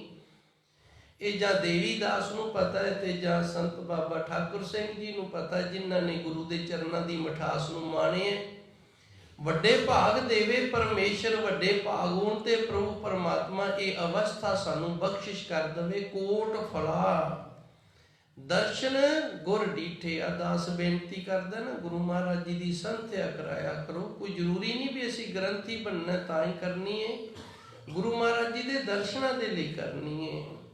ਕੋਟ ਫਲਾ ਦਰਸ਼ਨ ਗੁਰ ਡੀਠੇ, ਜਦੋਂ ਅਸੀਂ ਗੁਰੂ ਜੀ ਦੇ ਦਰਸ਼ਨ ਵੇਖਦੇ ਹਾਂ ਨਾ, ਫਿਰ ਇੱਕ ਫਲ ਨਹੀਂ, ਕਰੋੜਾਂ ਪ੍ਰਕਾਰ ਦੇ ਫਲ ਪ੍ਰਾਪਤ ਹੁੰਦੇ ਹਨ ਜੀ। ਰਹਾਉ ਗੁਣ ਗਾਵਤ ਅਚੁੱਤ ਅਬਿਨਾਸੀ, ਕਾਮ ਕ੍ਰੋਧ ਬਿਨਸੇ ਮਦ ਢੀਠੇ। ਧੰਨ ਗੁਰੂ ਜੀ ਰਹਿਮਤ ਕਰਦੇ ਨੇ, ਹੈਨ ਬੜੇ ਢੀਠ। ਢੀਠੇ ਦਾ ਅਰਥ ਹੁੰਦਾ ਢੀਠ, ਤੇ ਢੀਠ ਉਹਨੂੰ ਆਖਿਆ ਜਾਂਦਾ ਹੈ ਜਿਹੜਾ ਪੁੱਟੇ ਮਾਰੇ ਤੋਂ ਵੀ ਨਾ ਉਸ ਪਾਸੇ ਨਾ ਜਾਵੇ, ਬੁਰਾਈ ਤੋਂ ਨਾ ਹਟੇ, ਉਹਨੂੰ ਢੀਠ ਆਖਿਆ ਜਾਂਦਾ ਹੈ। ਜਿੱਦੀ ਵੀ ਆਖਦੇ ਨੇ ਆਪਾਂ। ਗੁਣ ਗਾਵਤ, ਉਸ ਪ੍ਰਭੂ ਪਰਮਾਤਮਾ ਦੇ ਗੁਣ ਗਾਉਂਦੇ ਆ। ਅਜੋਤ ਦਾ ਅਰਥ ਹੁੰਦਾ ਅਡੋਲ, ਅਬਨਾਸੀ, ਨਾਸ ਤੋਂ ਰਹਿਤ। ਉਹ ਪਰਮਾਤਮਾ ਜੋ ਅਡੋਲ ਤੇ ਨਾਸ ਤੋਂ ਰਹਿਤ ਹੈ, ਜਦੋਂ ਅਸੀਂ ਉਹਦੇ ਗੁਣ ਗਾਉਂਦੇ ਆ ਨਾ, ਫਿਰ ਕਾਮ ਕ੍ਰੋਧ ਮਦ ਇਹ ਬੜੇ ਢੀਠ ਨੇ। ਬਿਨਸੇ ਗੁਰੂ ਕਿਰਪਾ ਕਰਦਾ, ਫਿਰ ਇਹਨਾਂ ਦੀ ਢੀਠਤਾ ਹੀ ਹੈ ਜਿਹੜੀ ਉਹਦਾ ਨਾਸ ਕਰ ਦਿੰਦਾ ਹੈ ਜੀ। ਅਸਥਿਰ ਭਏ ਸਾਚ ਰੰਗ ਰਾਤੇ, ਜਨਮ ਮਰਨ ਬਹੁਰ ਨਹੀਂ ਪੀਠੇ। ਤੇ ਅਸਥਿਰ ਦਾ ਅਰਥ ਹੁੰਦਾ ਟਿਕਾਉ ਦੇ ਵਿੱਚ ਆ ਜਾਣਾ, ਗੁਰੂ ਚਰਨਾਂ ਦੇ ਵਿੱਚ ਵਸ ਹੋ ਜਾਣਾ। ਭਏ ਇਸ ਤਰ੍ਹਾਂ ਪ੍ਰਾਪਤੀ ਹੋ ਜਾਂਦੀ। ਸਾਚ ਰੰਗ, ਇਹ ਸੱਚੇ ਪ੍ਰੇਮ ਦਾ ਰੰਗ ਹੈ, ਰਾਤੇ ਦੇ ਵਿੱਚ ਰੰਗੇ ਗਏ ਨੇ। ਜਨਮ ਮਰਨ ਬਹੁਰ ਨਹੀਂ ਪੀਠੇ, ਤੇ ਉਹ ਫਿਰ ਜਨਮ ਤੇ ਮਰਨ ਦੇ ਵਿੱਚ ਪੀਸਦੇ ਨਹੀਂ। ਪੀਠੇ ਦਾ ਅਰਥ ਹੁੰਦਾ ਪੀਸਣਾ। ਇਹ ਵੀ ਮਾਝੇ ਦੀ ਬੋਲੀ ਦਾ ਸ਼ਬਦ ਹੈ। ਆਪਾਂ ਕਹਿ ਦਿੰਦੇ ਆਟਾ ਪੀਤਾ, ਉਹ ਕਹਿੰਦੇ ਨੇ ਆਟਾ ਪੀਟਤਾ, ਠੱਠਾ ਬੋਲਦੇ ਨੇ। ਜਨਮ ਮਰਨ ਬਹੁਰ ਨਹੀਂ ਪੀਠੇ, ਇਸ ਤਰ੍ਹਾਂ ਫਿਰ ਉਹਨਾਂ ਨੂੰ ਨਾ ਜੰਮਣ ਮਰਨ ਵਾਲੀ ਚੱਕੀ ਦੇ ਵਿੱਚ ਪੀਸਿਆ ਨਹੀਂ ਜਾਂਦਾ ਹੈ ਜੀ। ਬਿਨ ਹਰ ਭਜਨ ਰੰਗ ਰਸ ਜੇਤੇ, ਸੰਤ ਦਿਆਲ ਜਾਣੇ ਸਭ ਝੂਠੇ। ਜਿਹੜੇ ਸੰਤ ਨੇ ਨਾ, ਤੇ ਜਿਨ੍ਹਾਂ ਦੇ ਅੰਦਰ ਦਇਆ ਹੈ, ਦਿਆਲੂ ਨੇ, ਕਿਰਪਾਲੂ ਨੇ, ਉਹ ਸਾਰਾ ਕੁਝ ਹੀ ਝੂਠ ਜਾਣਦੇ ਨੇ। ਬਿਨਾ ਹਰੀ ਅਕਾਲ ਪੁਰਖ ਵਾਹਿਗੁਰੂ ਦੇ ਭਜਨ ਤੋਂ, ਬਿਨਾ ਉਸ ਦੇ ਪ੍ਰੇਮ ਤੋਂ, ਬਿਨਾ ਉਸ ਦੇ ਨਾਮ ਦੇ ਰਸ ਤੋਂ ਜੀ। ਨਾਮ ਰਤਨ ਪਾਇਓ ਜਨ ਨਾਨਕ, ਨਾਮ ਵਿਹੋਨ ਚਲੇ ਸਭ ਮੂਠੇ। ਧੰਨ ਗੁਰੂ ਜੀ ਰਹਿਮਤ ਕਰਦੇ ਨੇ, ਨਾਮ ਅਮੋਲ ਕੇ ਗੁਰਮੁਖ ਪਿਆਰੇ ਗੁਰਸਿੱਖ ਨੂੰ ਪ੍ਰਾਪਤ ਕਰ ਲੈਂਦੇ ਨੇ। ਤੇ ਜਿਨ੍ਹਾਂ ਨੇ ਨਾਮ ਨਹੀਂ ਜਪਿਆ, ਨਾਮ ਤੋਂ ਖਾਲੀ ਨੇ, ਉਹ ਇਸ ਸੰਸਾਰ ਦੇ ਅੰਦਰੋਂ ਠਗੀਚ ਕੇ ਗਏ ਹਨ ਜੀ। ਟੋਡੀ ਮਹੱਲਾ ਪੰਜਵਾ, ਸਾਧ ਸੰਗ ਹਰ ਹਰ ਨਾਮ ਚਿਤਾਰਾ। ਚਿਤਾਰਾ ਦਾ ਅਰਥ ਹੁੰਦਾ ਚੇਤੇ ਕਰਨਾ। ਜਦੋਂ ਅਸੀਂ ਸਤ ਸੰਗਤ ਦੇ ਵਿੱਚ ਆਣ ਕੇ ਬੈਠਦੇ ਆ, ਮਿਲ ਬੈਠਦੇ ਆ, ਤੇ ਧੰਨ ਗੁਰੂ ਮਹਾਰਾਜ ਜੀ ਦਾ ਬਖਸ਼ਿਸ਼ ਕੀਤਾ ਹੋਇਆ ਵਾਹਿਗੁਰੂ ਵਾਹਿਗੁਰੂ ਨਾਮ ਹੈ ਜਿਹੜਾ, ਇਹਨੂੰ ਚੇਤੇ ਕਰਦੇ ਹਾਂ ਜੀ। ਸਹਿਜ ਆਨੰਦ ਹੋਵੇ ਦਿਨ ਰਾਤੀ, ਅੰਕੁਰ ਭਲੋ ਹਮਾਰਾ। ਤੇ ਨਾਮ ਨੂੰ ਚੇਤੇ ਕਰਨ ਦੇ ਨਾਲ, ਨਾਮ ਨੂੰ ਯਾਦ ਕਰਨ ਦੇ ਨਾਲ ਸਹਿਜ ਅਵਸਥਾ ਦੀ ਪ੍ਰਾਪਤੀ ਹੁੰਦੀ ਹੈ। ਸਹਿਜ ਆਨੰਦ, ਸਹਿਜ ਅਵਸਥਾ ਦਾ ਜਿਹੜਾ ਆਨੰਦ ਹੈ ਨਾ, ਇਹ ਪ੍ਰਾਪਤ ਹੋ ਜਾਂਦਾ। ਦਿਨ ਰਾਤੀ, ਦਿਨ ਤੇ ਰਾਤ। ਅੰਕੁਰ, ਅੰਕੁਰ ਕਹਿੰਦੇ ਨੇ ਢੰਗੂਰ ਨੂੰ। ਜਿਵੇਂ ਅਸੀਂ ਦਾਣੇ ਬੀਜਦੇ ਆ ਖੇਤ ਦੇ ਵਿੱਚ, ਤੇ ਉਹ ਢੰਗੂਰ ਮਾਰਦੇ ਨੇ, ਫਿਰ ਉੱਗਦੇ ਨੇ। ਭਲੋ ਹਮਾਰਾ, ਹੁਣ ਜਿਹੜਾ ਭਲਾ ਹੈ ਨਾ ਸਾਡਾ, ਉਹ ਉੱਗ ਪਿਆ, ਭਾਵ ਸਾਡਾ ਭਲਾ ਹੋਣ ਲੱਗ ਗਿਆ ਹੈ ਜੀ। ਰਹਾਉ ਗੁਰਪੂਰਾ ਭੇਟਿਓ ਵਡਭਾਗੀ, ਜਾ ਕੋ ਅੰਤ ਨਾ ਪਾਰਾ ਵਾਰਾ। ਧੰਨ ਗੁਰੂ ਜੀ ਵਿਸ਼ਰਾਮ ਲਾ ਕੇ ਕਿਰਪਾ ਕਰਦੇ ਨੇ। ਪੂਰਾ ਗੁਰੂ ਜਿਨ੍ਹਾਂ ਨੇ ਪ੍ਰਾਪਤ ਕਰ ਲਿਆ, ਉਹ ਵੱਡੇ ਭਾਗਾਂ ਵਾਲੇ ਨੇ। ਤੇ ਇਸ ਦਾ ਜਿਹੜਾ ਨਾ ਕੋਈ ਅੰਤ ਨਹੀਂ, ਤੇ ਨਾ ਹੀ ਕਿਸੇ ਨੇ ਇਸ ਵਡਿਆਈ ਦਾ ਪਾਰਾਵਾਰ ਪ੍ਰਾਪਤ ਕੀਤਾ ਹੈ ਜੀ। ਕਰ ਗਹਿ ਕਾਟ ਲਿਓ ਜਨ ਆਪਣਾ ਬਿਨ ਸਾਗਰ ਸੰਸਾਰਾ। ਗੁਰੂ ਕਿਰਪਾ ਕਰਦਾ, ਰਹਿਮਤ ਕਰਦਾ। ਜਦੋਂ ਅਸੀਂ ਗੁਰੂ ਦੇ ਲੜ ਲੱਗ ਜਾਂਦੇ ਆ, ਫਿਰ ਗੁਰੂ ਕਰ ਗਏ ਸਾਡੇ ਬਾਹ ਨੂੰ ਪਕੜ ਕੇ ਕਾਟ ਲਿਓ, ਇਸ ਵਿਕਾਰਾਂ ਦੇ ਖੂਹ ਦੇ ਵਿੱਚੋਂ ਕੱਢ ਲੈਂਦਾ ਹੈ। ਜਨ ਆਪਣਾ ਆਪਣਾ ਬਣਾ ਕੇ ਬਿਖ ਸਾਗਰ ਸੰਸਾਰਾ, ਇਹ ਸੰਸਾਰ ਸਾਗਰ ਹੈ ਜਿਹੜਾ ਜ਼ਹਿਰ ਵਾਤੇ, ਇਹਦੇ ਵਿੱਚੋਂ ਗੁਰੂ ਬਾਹ ਫੜ ਕੇ ਕੱਢ ਲੈਂਦਾ ਹੈ ਜੀ। ਜਨਮ ਮਰਨ ਕਾਟੇ ਗੁਰ ਬਚਨੇ ਬਹੁੜ ਨ ਸੰਕਟ ਦੁਆਰਾ। ਗੁਰੂ ਦੇ ਵਚਨਾਂ ਦੇ ਨਾਲ ਜੰਮਣ ਮਰਨ ਦਾ ਨਾਸ ਹੋ ਜਾਂਦਾ ਹੈ। ਜੰਮਣ ਮਰਨ ਦੀ ਚੱਕੀ ਦੇ ਵਿੱਚੋਂ ਬਚ ਜਾਂਦੇ ਆ, ਤੇ ਦੁਬਾਰਾ ਫਿਰ ਇਹ ਸੰਕਟ ਦੇ ਦੁਆਰੇ ਨੇ ਨਾ, ਜਿਹੜੇ ਦੁੱਖਾਂ ਦਾ ਦੁਆਰਾ ਧਰਤੀ ਇੱਥੇ ਨਹੀਂ ਆਉਣਾ ਹੁੰਦਾ ਹੈ ਜੀ। ਨਾਨਕ ਸਰਨ ਗਹੀ ਸੁਆਮੀ ਕੀ ਪੁਨ ਹੈ ਨਮਸਕਾਰਾ। ਗਹੀ ਦਾ ਅਰਥ ਹੁੰਦਾ ਪਕੜ ਲੈਣਾ। ਧੰਨ ਗੁਰੂ ਜੀ ਰਹਿਮਤ ਕਰਦੇ ਨੇ, ਸਰਨ ਗਹੀ ਸੁਆਮੀ ਕੀ, ਮੇਰੇ ਪਰਮਾਤਮਾ ਅਕਾਲ ਪੁਰਖ ਵਾਹਿਗੁਰੂ ਦੀ ਸਰਨ ਜਦੋਂ ਅਸੀਂ ਪਕੜ ਲਈ। ਪੁਨ ਹੈ ਨਮਸਕਾਰਾ। ਪੁਨ ਦਾ ਅਰਥ ਹੁੰਦਾ ਫੇਰ ਵਾਰੀ ਵਾਰੀ। ਇਸ ਵਾਸਤੇ ਅਸੀਂ ਗੁਰੂ ਮਹਾਰਾਜ ਜੀ ਦੇ ਚਰਨਾਂ ਤੇ ਵਾਰੀ ਵਾਰੀ ਨਮਸਕਾਰਾਂ ਕਰਦੇ ਹਾਂ ਜੀ। ਕੋਟੀ ਮਹੱਲਾ ਪੰਜਵਾ। ਮਾਈ ਮੇਰੇ ਮਨ ਕੋ ਸੁਖ। ਪਾਵਨ ਸ਼ਬਦ ਦੇ ਅੰਦਰ ਧੰਨ ਗੁਰੂ ਅਰਜਨ ਦੇਵ ਜੀ ਰਹਿਮਤ ਕਰਦੇ ਨੇ ਕਿ ਜਦੋਂ ਅਸੀਂ ਪਰਮਾਤਮਾ ਦਾ ਸਿਮਰਨ ਕਰਦੇ ਹਾਂ, ਨਾਮ ਜਪਦੇ ਹਾਂ, ਸਿਮਰਨ ਦੇ ਨਾਲ ਫਿਰ ਮਨ ਦੇ ਵਿੱਚ ਸੁਖ ਹੁੰਦਾ ਹੈ। ਮਾਈ ਹੇ ਸਤ ਸੰਗਿਓ ਗੁਰਮੁਖ ਪਿਆਰਿਓ, ਮੇਰੇ ਮਨ ਕੋ ਸੁਖ, ਸਾਡੇ ਮਨ ਨੂੰ ਸੁਖ ਹੁੰਦਾ ਹੈ। ਤੇ ਸੁਖ ਕਾਹਦੇ ਨਾਲ ਹੁੰਦਾ ਹੈ? ਉਸ ਪ੍ਰਭੂ ਪਰਮਾਤਮਾ ਦੇ ਨਾਮ ਜਪਣ ਦੇ ਨਾਲ, ਸਿਮਰਨ ਕਰਨ ਦੇ ਨਾਲ। ਕੋਟ ਆਨੰਦ ਰਾਜ ਸੁਖ ਭੁਗਵੈ, ਹਰ ਸਿਮਰਤ ਬਿਨਸੈ ਸਭ ਦੁਖ। ਧੰਨ ਗੁਰੂ ਜੀ ਰਹਿਮਤ ਕਰਦੇ ਨੇ, ਹਰੀ ਪਰਮਾਤਮਾ ਦਾ ਸਿਮਰਨ ਕਰਨ ਦੇ ਨਾਲ ਜਿਹੜੇ ਦੁੱਖ ਨੇ ਉਹ ਸਾਰੇ ਨਾਸ ਹੋ ਜਾਂਦੇ ਨੇ, ਤੇ ਸੁਖ ਇਤਨਾ ਹੋ ਜਾਂਦਾ ਹੈ ਕਿ ਕੋਟ ਆਨੰਦ ਰਾਜ, ਕਰੋੜਾਂ ਰਾਜ ਕੀਤੇ ਹੋਣ ਤੇ ਉਹਨਾਂ ਦਾ ਜਿਹੜਾ ਆਨੰਦ ਤੇ ਸੁਖ ਹੈ ਨਾ ਭੁਗਵੇ। ਇਤਨਾ ਪ੍ਰਭੂ ਪਰਮਾਤਮਾ ਦੇ ਨਾਮ ਦੇ ਵਿੱਚ ਸੁਖ ਹੈ। ਉਸ ਵਾਹਿਗੁਰੂ ਦੇ ਸਿਮਰਨ ਦੇ ਵਿੱਚ, ਨਾਮ ਦੇ ਵਿੱਚ ਇਤਨਾ ਸੁਖ ਹੈ ਕਿ ਕਰੋੜਾਂ ਪ੍ਰਕਾਰ ਦਾ ਰਾਜ ਭਾਗ ਹੋਵੇ, ਜਿਹੜਾ ਇਹਦਾ ਆਨੰਦ ਸੁਖ ਹੈ ਜਿਹੜਾ, ਉਹ ਵੀ ਇਹਦੇ ਸਾਹਮਣੇ ਤੁਛ ਰਹਿ ਜਾਂਦਾ ਹੈ ਜੀ। ਰਹਾਉ ਕੋਟ ਜਨਮ ਕੇ ਕਿਲ ਵਿਖ ਨਸ ਹੈ, ਸਿਮਰਤ ਪਾਵਨ ਮਨ ਤਨ ਸੁਖ, ਤਨ ਮਨ ਸੁਖ। ਵਿਸ਼ਰਾਮ ਲਾ ਕੇ ਗੁਰੂ ਜੀ ਰਹਿਮਤ ਕਰਦੇ ਨੇ, ਕੋਟ ਜਨਮ ਕੇ ਕਿਲ ਵਿਖ ਨਾਸੇ, ਕਰੋੜਾਂ ਜਨਮਾਂ ਦੇ ਸਾਡੇ ਕੀਤੇ ਹੋਏ ਗੁਨਾਹ ਪਾਪ ਨੇ ਜਿਹੜੇ ਉਹ ਨਾਸ ਹੋ ਜਾਂਦੇ ਨੇ। ਕਿਲ ਵਿਖ ਦਾ ਅਰਥ ਹੁੰਦਾ ਹੈ, ਬਿਖ ਕਹਿੰਦੇ ਨੇ ਜ਼ਹਿਰ ਨੂੰ, ਤੇ ਕਿਲ ਆਖਦੇ ਨੇ ਕਿਲ ਨੂੰ। ਜਿਵੇਂ ਅਸੀਂ ਬਰੰਜੀ ਆਖ ਦਿੰਨੇ ਆ, ਇਸ ਤਰ੍ਹਾਂ ਮੇਖਾਂ ਆਖ ਦਿੰਨੇ ਆ, ਇਹ ਕਿਲ ਨੇ।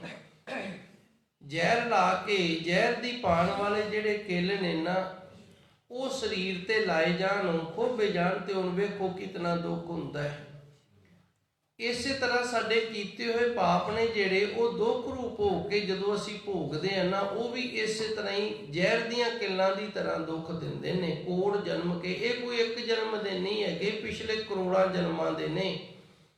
ਨਾਸੇ, ਇਹ ਨਾਸ ਹੋ ਜਾਂਦੇ ਨੇ। ਸਿਮਰਤ ਪਾਵਨ, ਜਦੋਂ ਅਸੀਂ ਸਿਮਰ ਕਰਦੇ ਆ, ਪਾਵਨ ਤਨ ਮਨ, ਤੇ ਮਨ ਤੇ ਤਨ ਜਿਹੜਾ ਇਹ ਪਵਿੱਤਰ ਹੋ ਜਾਂਦਾ ਹੈ, ਤੇ ਸੁਖ, ਇਹ ਵੀ ਇੱਕ ਵੱਡਾ ਸੁਖ ਪ੍ਰਾਪਤ ਹੁੰਦਾ ਹੈ ਜੀ। ਦੇਖ ਸਰੂਪ ਪੂਰਨ ਭਈ ਆਸਾ, ਦਰਸ਼ਨ ਭੇਟਤ ਉਤਰੀ ਭੁਖ।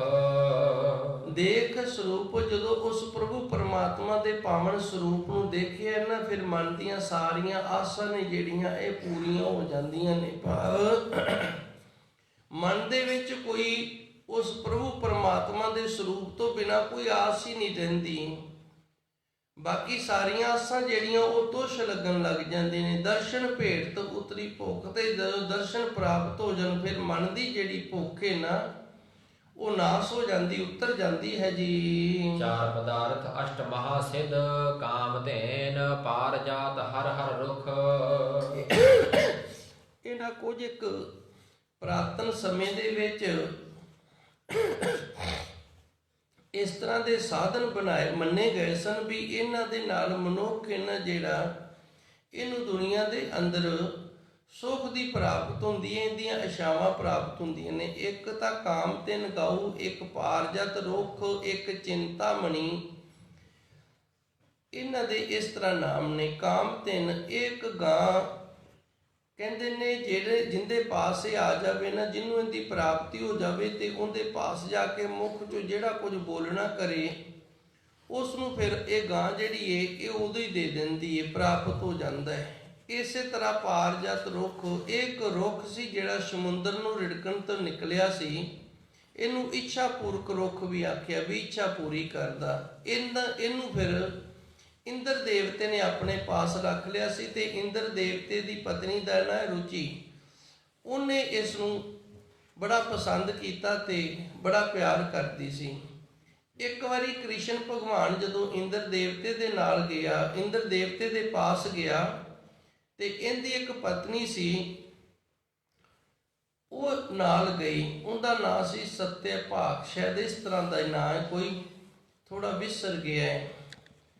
ਉਹ ਜਦੋਂ ਨਾਲ ਗਈ ਤੇ ਉਹਨੇ ਰੁੱਖ ਵੇਖਿਆ ਨਾ ਰੁਚੀ ਦੇ ਵਿਹੜੇ 'ਚ ਲੱਗਿਆ ਹੋਇਆ ਤੇ ਇਹ ਹੁਣ ਮੋਹਿਤ ਹੋ ਗਈ ਹੈ। ਫਿਰ ਕ੍ਰਿਸ਼ਨ ਭਗਵਾਨ ਨੇ ਯੁੱਧ ਕਰਕੇ ਇੰਦਰ ਦੇਵਤੇ ਤੋਂ ਇਹ ਲਿਆ ਸੀ, ਵੈਸੇ ਮੰਗੇ ਤੋਂ ਨਹੀਂ ਦਿੱਤਾ। ਕ੍ਰਿਸ਼ਨ ਭਗਵਾਨ ਨੇ ਆਪਣੀ ਗੋਪੀ ਦੀ ਇੱਛਾ ਪੂਰੀ ਕਰਨ ਦੇ ਲਈ ਇਹ ਰੁੱਖ ਜਿਹੜਾ ਇਹ ਲਿਆਂਦਾ ਤੇ ਇਹਦੇ ਵਿਹੜੇ 'ਚ ਲਾ ਦਿੱਤਾ। ਫਿਰ ਜਦੋਂ ਇਹਨੇ ਸਰੀਰ ਛੱਡਿਆ ਸੀ ਉਦੋਂ ਫਿਰ ਦੁਬਾਰਾ ਇੰਦਰਪੁਰੀ 'ਚ ਹੀ ਚਲਾ ਗਿਆ। ਧੰਨ ਗੁਰੂ ਜੀ ਰਹਿਮਤ ਕਰਦੇ ਨੇ, ਕਾਮ ਤੇਨ ਪਾਰਜਾਤ ਹਰ ਹਰ ਰੁੱਖ। ਜਿਹੜਾ ਵਾਹਿਗੁਰੂ ਵਾਹਿਗੁਰੂ ਕਰਨਾ ਹੈ ਨਾ, ਗੁਰਸਿੱਖਾਂ ਦੇ ਵਾਸਤੇ ਇਹੀ ਕਾਮ ਤੇਨ ਗਾਊ ਹੈ ਤੇ ਇਹੀ ਪਾਰਜਾਤ ਰੁੱਖ ਹੈ। ਭਾਵ ਵਾਹਿਗੁਰੂ ਵਾਹਿਗੁਰੂ ਕਰਨ ਵਾਲੇ ਨੂੰ ਵਾਹਿਗੁਰੂ ਤੋਂ ਹੀ ਸਾਰੀਆਂ ਦਾਤਾਂ ਪ੍ਰਾਪਤ ਹੋ ਜਾਂਦੀਆਂ ਨੇ। ਤੇ ਉਹ ਸਾਰੀਆਂ ਦਾਤਾਂ ਨੇ ਜਿਹੜੀਆਂ, ਉਹਨਾਂ ਵਿੱਚ ਕੁਝ ਦਾਤਾਂ ਨੇ ਚਾਰ ਪਦਾਰਥ। ਇਹ ਚਾਰ ਪਦਾਰਥ ਨੇ, ਦੋ ਅੰਦਰ ਦੇ ਨੇ ਤੇ ਦੋ ਬਾਹਰ ਦੇ ਨੇ। ਜੇ ਅੰਦਰ ਦੇ ਦੋ ਪ੍ਰਾਪਤ ਹੋਣ ਤੇ ਬਾਹਰੋਂ ਮਨੁੱਖ ਜਿਹੜਾ ਉਹ ਫਿਰ ਕੰਗਾਲ ਰਹਿੰਦਾ ਹੈ। ਜੇ ਬਾਹਰ ਦੇ ਦੋ ਪ੍ਰਾਪਤ ਹੋਣ ਤੇ ਫਿਰ ਮਨੁੱਖ ਅੰਦਰੋਂ ਕੰਗਾਲ ਰਹਿੰਦਾ ਹੈ। ਹੁਣੇ ਇਹ ਚਾਰ ਹੀ ਚਾਹੀਦੇ ਨੇ। ਇਹ ਅੰਦਰ ਦੇ ਤੇ ਬਾਹਰ ਦੇ ਕਿਹੜੇ ਨੇ, ਇਹ ਥੋੜਾ ਆਪਾਂ ਸਮਝ ਲਈਏ। ਇਹ ਚਾਰ ਪਦਾਰਥ ਨੇ ਧਰਮ, ਅਰਥ, ਕਾਮ ਤੇ ਮੋਖ। ਧਰਮ, ਅਰਥ, ਕਾਮ ਤੇ ਮੋਖ। ਧਰਮ ਤੇ ਮੋਖ ਹੈ ਜਿਹੜਾ ਇਹ ਅੰਦਰ ਦੇ ਪਦਾਰਥ ਨੇ ਦੋ, ਤੇ ਅਰਥ ਤੇ ਕਾਮ ਹੈ ਜਿਹੜਾ ਇਹ ਬਾਹਰ ਦੇ ਪਦਾਰਥ ਨੇ। ਕਾਮ ਦਾ ਅਰਥ ਹੁੰਦਾ ਸੁਖ ਤੇ ਅਰਥ ਦਾ ਅਰਥ ਹੁੰਦਾ ਪੈਸਾ। ਬਾਹਰੋਂ ਮਨੁੱਖ ਦੇ ਪਾਸ ਪੈਸਾ ਹੋਵੇ ਤੇ ਬਾਹਰੋਂ ਉਹਨੂੰ ਸੁਖ ਪ੍ਰਾਪਤ ਹੁੰਦਾ। ਹੁਣ ਬੜੀ ਗਰਮੀ ਹੋਵੇ, ਪੈਸਾ ਹੋਵੇ ਤੇ ਏਸੀ ਲਾ ਲਈਏ ਤੇ ਸੁਖ ਹੋ ਗਏ। ਠੰਡ ਹੋਵੇ ਤੇ ਅੰਦਰ ਬਲੌਰ ਲਾ ਲਈਏ, ਗਰਮੀ ਹੋ ਜਾਂਦੀ ਏ, ਸੁੱਖ ਹੋ ਗਿਆ। ਇਹ ਬਾਹਰ ਦਾ ਸੁੱਖ ਹੈ। ਤੇ ਬਾਹਰ ਦਾ ਸੁੱਖ ਹੈ ਜਿਹੜਾ ਉਹ ਬਾਹਰੋਂ ਪੈਸੇ ਦੇ ਨਾਲ ਮਿਲਦਾ, ਬਾਹਰੋਂ ਪੈਸਾ ਕਮਾਉਣ ਦੇ ਨਾਲ ਮਿਲਦਾ ਹੈ। ਇਸੇ ਤਰ੍ਹਾਂ ਹੁਣ ਅੰਦਰ ਜਿਹੜਾ ਹੈ, ਅਸੀਂ ਜਿਤਨੇ ਜ਼ਿਆਦਾ ਧਾਰਮਿਕ ਹੋਵਾਂਗੇ, ਧਰਮ ਤੇ ਮੋਖ, ਉਤਨਾ ਹੀ ਜ਼ਿਆਦਾ ਮੁਕਤੀ ਦੇ ਨੇੜੇ ਜਾਵਾਂਗੇ। ਬਾਹਰ ਦਾ ਧਰਮ ਨਹੀਂ, ਅੰਦਰ ਦਾ ਧਰਮ। ਅੰਦਰੋਂ ਅਸੀਂ ਜਿਤਨੇ ਧਾਰਮਿਕ ਹੋਵਾਂਗੇ, ਜਿਤਨਾ ਧਾਰਮਿਕ ਜੀਵਨ ਹੋਏਗਾ, ਉਤਨਾ ਹੀ ਮੁਕਤੀ ਦੇ ਨੇੜੇ ਹੋਵਾਂਗੇ। ਸੋ ਗੁਰੂ ਜੀ ਰਹਿਮਤ ਕਰਦੇ ਨੇ, ਚਾਰ ਪਦਾਰਥ ਪਈ, ਇਹ ਚਾਰ ਪਦਾਰਥ ਨੇ ਅੰਦਰ ਦੇ ਵੀ ਪ੍ਰਾਪਤ ਹੋ ਜਾਂਦੇ ਨੇ ਤੇ ਬਾਹਰੋਂ ਵੀ ਗੁਰੂ ਕਿਰਪਾ ਕਰਦਾ। ਮਨੁੱਖ ਜਿਹੜਾ ਮਾਇਆ ਵੱਲੋਂ ਤੇ ਬਾਹਰੀ ਸੁਖਾਂ ਵੱਲੋਂ ਵੀ ਫਿਰ ਉਹ ਖੁਸ਼ ਰਹਿੰਦਾ। ਅਸ਼ਟ ਮਹਾਸਿੱਧ ਤੇ ਮਹਾਸਿੱਧੀਆਂ ਨੇ ਜਿਨ੍ਹਾਂ ਨੂੰ 18 ਮੰਨਿਆ ਗਿਆ। ਇਹ ਵੀ ਸਾਰੀਆਂ ਦਾਤਾਂ ਨੇ ਜਿਹੜੀਆਂ ਹਰ ਹਰ ਰੁੱਖ ਵਾਹਿਗੁਰੂ ਵਾਹਿਗੁਰੂ ਸਿਮਰਨ ਕਰਨ ਦੇ ਨਾਲ ਪ੍ਰਾਪਤ ਹੁੰਦੀਆਂ ਹਨ। ਨਾਨਕ ਸਰਨ ਗਹੀ ਸੁਖ ਸਾਗਰ, ਜਨਮ ਮਰਨ ਫਿਰ ਗਰਭ ਨਾ ਤੁਖ। ਇਹ ਵੀ ਵੱਡੀ ਵਡਿਆਈ ਪ੍ਰਾਪਤ ਹੋ ਜਾਂਦੀ ਪ੍ਰਭੂ ਪਰਮਾਤਮਾ ਦਾ ਨਾਮ ਜਪਣ ਦੇ ਨਾਲ। ਜਦੋਂ ਅਸੀਂ ਗੁਰੂ ਦੀ ਸ਼ਰਨ ਪਕੜ ਲੈਂਦੇ ਹਾਂ, ਸੁੱਖਾਂ ਦਾ ਸਾਗਰ ਪਰਮਾਤਮਾ ਕਾਲ ਪੁਰਖ ਵਾਹਿਗੁਰੂ, ਉਹਨੇ ਕਿਰਪਾ ਕਰਨੀ ਹੈ। ਜੰਮਣ ਮਰਨ ਨੇ ਜਿਹੜਾ ਤੇ ਗਰਭ ਦੇ ਵਿੱਚ ਜਿਹੜਾ ਧੁਖਣਾ ਹੈ, ਇਹ ਫਿਰ ਨਹੀਂ ਹੁੰਦਾ। ਇਤਨੀ ਕੁ ਬੇਨਤੀ ਸੰਗਤ ਨੇ ਪ੍ਰਵਾਨ ਕਰਨੀ। ਸੱਚੇ ਸਤਿਗੁਰ ਕਿਰਪਾ ਕਰਨ, ਆਪ ਸੰਗਤਾਂ ਦਾ ਸਰਵਣ ਕੀਤਾ ਸਫਲ ਹੋਵੇ। ਦਾਸਰਿਆਂ ਦੀ ਸੇਵਾ ਗੁਰੂ ਦਰ ਤੇ ਪ੍ਰਵਾਨ ਹੋਵੇ। ਦਿਓ ਸੱਜਣ ਆਸੀਸ ਰੀਆ, ਜੋ ਹੋਵੇ ਸਹਿਬ ਸਿਉ ਮੇਲ। ਚਾਰ ਪਦਾਰਥ